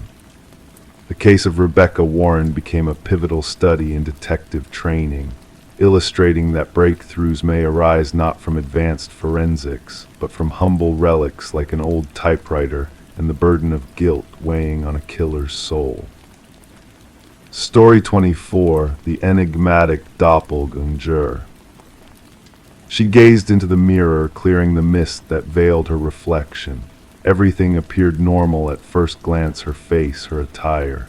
Yet a subtle unease crept in as she continued to peer into her own eyes. A flicker caught in the corner of her vision, a movement that defied explanation. Turning away, she expected her reflection to follow suit, but it stayed fixed, an unwavering gaze upon her. Thus began the enigma of Rebecca Thorne, a tale that would baffle investigators and linger in the shadows of a quiet community for years to come. Rebecca resided in a modest apartment nestled within a tranquil suburban enclave. a solitary figure amidst the serenity. Known for her precision and reserved demeanor, she led a structured life as a data analyst, immersed in the world of numbers and logic. No one could have foreseen that she would become enmeshed in one of the most perplexing mysteries of the era. The strangeness commenced subtly. Objects within her abode inexplicably shifted, a coffee mug relocated, books rearranged, her toothbrush out of place. Initially brushing off these occurrences as mere lapses in memory, Rebecca attributed them to her relentless work schedule under harsh fluorescent lights. It was only after weeks of these unsettling incidents that she finally reached out to the authorities, prompting Detective Marion Shaw to delve into the peculiar case. The initial response was dismissive, attributing the disturbances to potential mental health issues rather than criminal activity. Yet the pivotal moment arrived with the eerie episode in front of the bathroom mirror. Rebecca recounted the chilling encounter with her own reflection, describing its autonomous movements and the unsettling sensation of being observed even in solitude. Armed with surveillance footage capturing a doppelganger entering her home while she was elsewhere, the investigation took a sinister turn. Forensic scrutiny unveiled a meticulously crafted mimicry, with the imposter replicating Rebecca's every nuance and possession. The absence of foreign DNA and the unerring familiarity with Rebecca's routine pointed to a calculated surveillance and infiltration, plunging the investigators into a realm of psychological fixation and obsession. The trail led to a former colleague, Lily Winters, whose unsettling fixation on Rebecca manifested in a meticulously curated replica of her life. Lily's eerie shrine, replete with surveillance materials and mimicry paraphernalia, exposed a chilling quest to usurp Rebecca's identity entirely. As the authorities closed in on Lily, she vanished without a trace, leaving behind a disquieting void. Rebecca, now sequestered under protective watch, witnessed her own identity imperiled as the imposter seamlessly assumed her existence. The unsettling realization Dawn Lily had seamlessly slipped into Rebecca's skin, orchestrating a haunting switcheroo as the true Rebecca sought refuge in anonymity. The case remains shrouded in uncertainty, with Lily eluding capture and Rebecca forging a new path away from her former life. Detective Shaw, haunted by the mirrored faces of the two women, reflects on the chilling truth that identity is not merely a mask we wear but a fortress we safeguard against unseen threats. The spectral echoes of the doppelganger's pursuit linger, a reminder that our sense of self is a fragile treasure, coveted by those who seek to claim it as their own. Story 25. In the dimly lit attic of their new Victorian home, Sarah and Michael stumbled upon a hidden treasure, the porcelain doll with its piercing blue eyes hidden beneath a worn blanket. Its presence felt like a whisper from the past, a delicate relic of forgotten memories. They chuckled at the sight, dismissing it as just another dusty artifact left behind by previous owners. That evening, a subtle unease settled over the house. The air grew heavy, laden with unspoken mysteries. The silence seemed to stretch endlessly, wrapping around the young couple like a shroud. And when morning came, the doll had vanished from the attic, only to reappear at the foot of their bed, a silent sentinel in the shadowy room. Sarah and Michael, unknowingly drawn into the intricate web of the house's history, had purchased the property enamored by its intricate woodwork and enigmatic allure.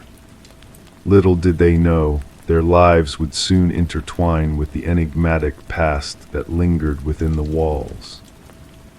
Detective Rachel Winters, a seasoned investigator with a keen eye for detail, received a chilling call on a crisp autumn morning. The scene she encountered in the master bedroom was a tableau of terror, the female victim positioned unnaturally, limbs contorted at precise angles, eyes wide with fear. In the hallway, the male victim lay as if caught in a desperate attempt to flee. As Detective Winters meticulously documented the scene, she couldn't shake the eerie feeling that lingered in the air. The meticulous arrangement of the victims hinted at a sinister purpose, as if they were mere puppets in a twisted play orchestrated by an unseen hand. The investigation unfolded like a haunting melody, each clue leading to more questions than answers. Neighbors whispered of shadows dancing behind curtains and ghostly laughter echoing through the night. The forensic team uncovered traces of antique fabrics, reminiscent of doll clothing, scattered throughout the house, a chilling reminder of the doll's haunting presence. Delving into the property's dark past, Detective Winters unearthed a trail of tragedy woven through the decades. Previous owners met mysterious ends, their lives cut short by inexplicable circumstances. A newspaper clipping hinted at a dollmaker's tragic tale, his final creation a haunting replica of his deceased daughter. The connection between the victims became clear. They had all dared to alter the attic, unknowingly awakening the dormant spirits that dwelled within its walls. Sarah and Michael's renovation plans had unwittingly disturbed the slumbering entity that lurked in the shadows. A breakthrough came with the discovery of old photographs, revealing the dollmaker's eerie creations that seemed to move between frames, a spectral presence captured in black and white. Infrared scans unveiled hidden trails of tiny handprints leading from the attic to the scene of the crime, a ghostly path etched in porcelain dust and unknown organic matter. A chance encounter with a distant relative of the dollmaker unveiled dark secrets of forbidden rituals and whispered legends of objects imbued with a life of their own. The truth, elusive and unsettling, hinted at a reality beyond comprehension, a realm where dolls transcended mere playthings to become vessels for something far more sinister. As the investigation reached a standstill, shrouded in mystery and unanswered questions, Detective Winters made a fateful decision to retain the doll as evidence, locking it away in a secure cabinet. But the following morning brought a chilling revelation. The doll had vanished, leaving behind a perplexing void and a sense of foreboding that lingered in the air. The house changed hands once more, its dark history casting a pall over its grandeur.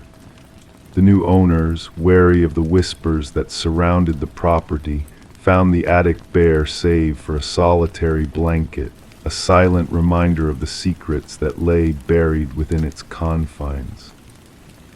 Detective Winters, haunted by the unsolved case that had eluded her grasp, retired from the force, carrying with her a single photograph, a memento of the enigmatic dollmaker and his spectral creations.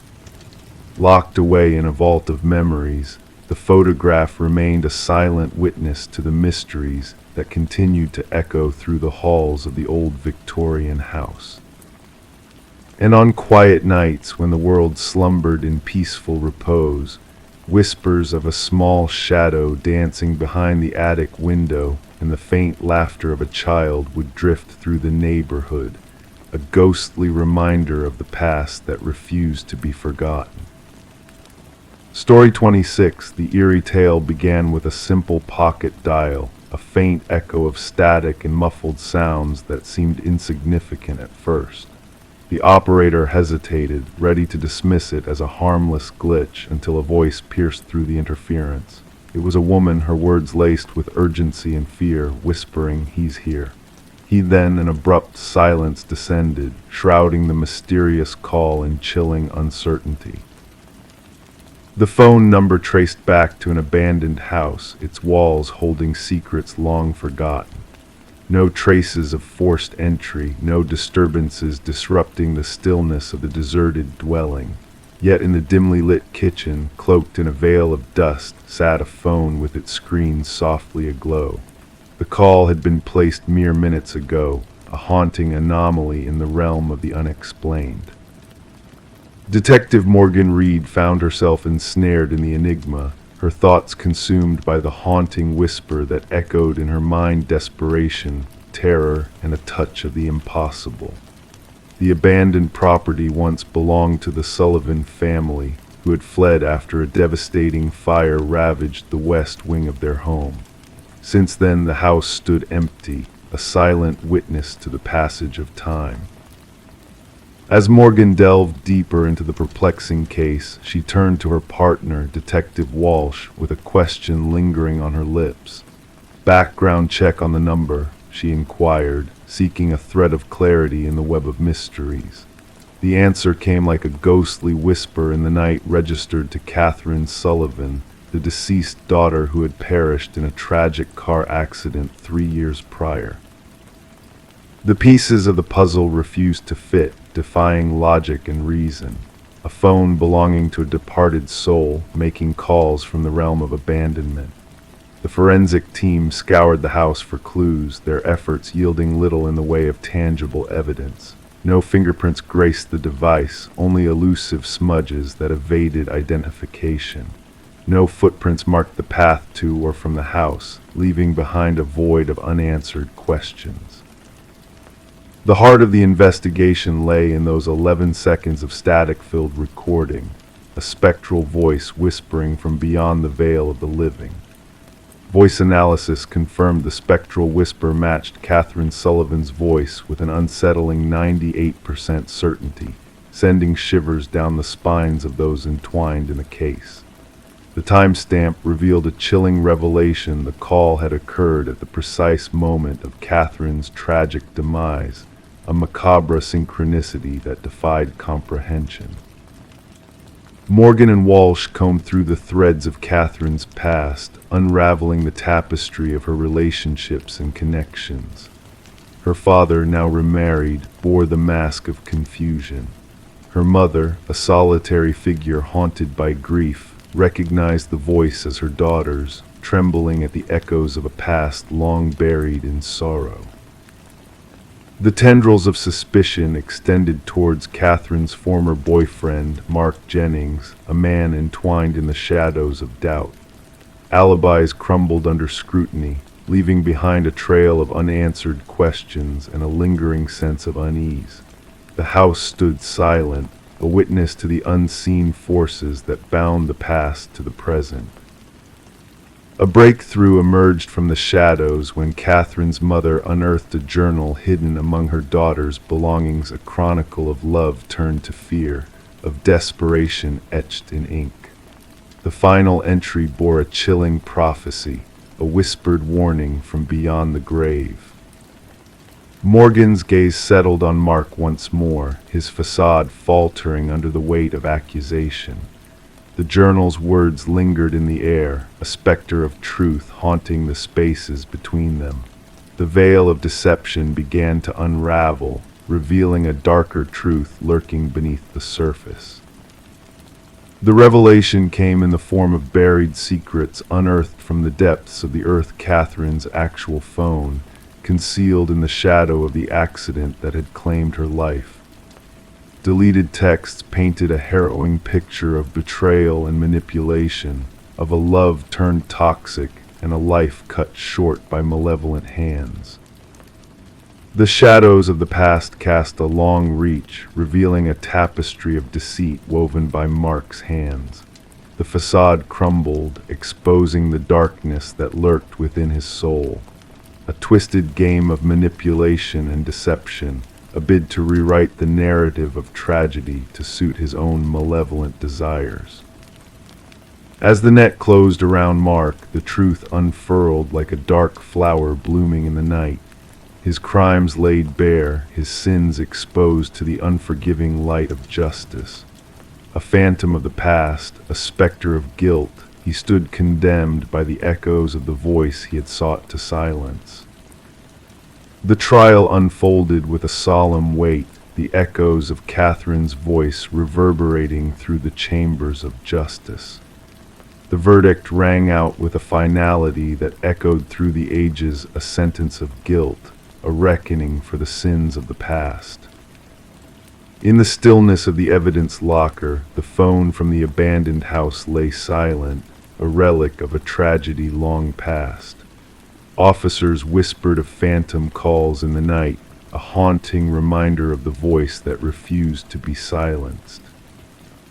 Catherine's story lived on, not as a ghostly tale whispered in the dark, but as a beacon of truth shining through the shadows. Victims may fall silent, but their voices echo through the corridors of time, a testament to the resilience of the human spirit in the face of darkness. Story 27. The house lay abandoned for years, a silent witness to the mysteries that lingered within its walls. Whispers from the neighbors spoke of a young woman who vanished, leaving behind a void that echoed through time. When the new occupants crossed the threshold, they discovered a locked bedroom, a sanctuary frozen in time. With a creak and a groan, the door yielded to their curiosity, revealing a chamber suffused with the ghosts of the past. The air hung heavy with neglect, dust motes dancing in the faint light that filtered through the curtains. Yet amidst the stillness, a sense of unease crept over the intruders. The bed stood pristine, the mirror devoid of blemish. A lone candle, its flame long extinguished, stood as a sentinel on the desk, its wax a frozen cascade of forgotten tears. And there, upon the surface of an open notebook, fresh ink glistened in the dimness. Detective Morgan, a seeker of truths in the shadows, pored over the cryptic words scrawled within. The elegant script belonged to Elise Winters, a name whispered in the winds of time, a name that beckoned from the abyss of the unknown. Elise, 26 years young, had vanished into the night, leaving behind a trail of words that spoke of a lurking danger. "I know he's watching me tonight," her final entry proclaimed, a plea for solace in a world turned treacherous. The ink bore the weight of her fears, etched into the pages with a desperate urgency that transcended the years. As the detective absorbed the revelations within the notebook, forensic technicians combed the room for hidden truths. Elise's story unfolded in the meticulous strokes of her pen, a tale of deceit and shadows that cloaked her last moments in a shroud of mystery. The landlord, a specter of guilt and denial, lingered in the doorway, his pallor a reflection of the secrets buried within the walls. "We checked every corner," his voice trembled, a fragile shield against the encroaching darkness. "That door was never meant to be locked." Elise, once a paralegal ensnared in the machinations of power and greed, had uncovered a web of deception that ensnared the elite. Her pursuit of truth had led her down a path fraught with danger, a path that culminated in her abrupt disappearance from the world. The room, a tableau frozen in time, revealed little of the tragedy that had unfolded within its confines. No signs of struggle marred the tranquil facade, no blood stained the sanctity of the space. It was as though Elise had stepped away, leaving behind a semblance of normalcy in her wake. But beneath the veneer of order, chaos lurked in the shadows. Hidden compartments and concealed truths awaited discovery, a puzzle waiting to be unraveled by those brave enough to seek the answers that lay buried beneath the surface. A loose floorboard, a hidden key, a doorway to a realm of secrets long forgotten. The contents of a safe deposit box revealed a tapestry of deceit woven by the hands of the powerful, a tapestry that threatened to unravel in the face of justice. The truth, a fragile thread in the tapestry of lies, emerged in the form of audio recordings and damning documents. Elise's voice, a beacon of defiance in the darkness, echoed through the halls of power, exposing the corruption that festered beneath the facade of respectability. As the pieces of the puzzle fell into place, a shadow loomed over the figure of Vincent Harriman, a puppeteer of fate entangled in the web of his own making. The evidence, though circumstantial, painted a damning portrait of a man consumed by his own hubris.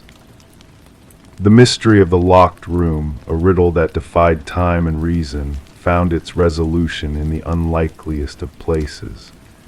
Security footage, a silent witness to the night of Elise's disappearance, unveiled the truth hidden in plain sight. A hidden passage, a portal to the unknown, a gateway to a world of shadows and deception. Vincent Harriman, a master of deceit, found himself ensnared in the very trap he had laid for others. Justice, a specter that haunted his every step, finally caught up with the architect of Elise's demise. In the courtroom, a reckoning unfolded, a tapestry of lies torn asunder by the weight of truth.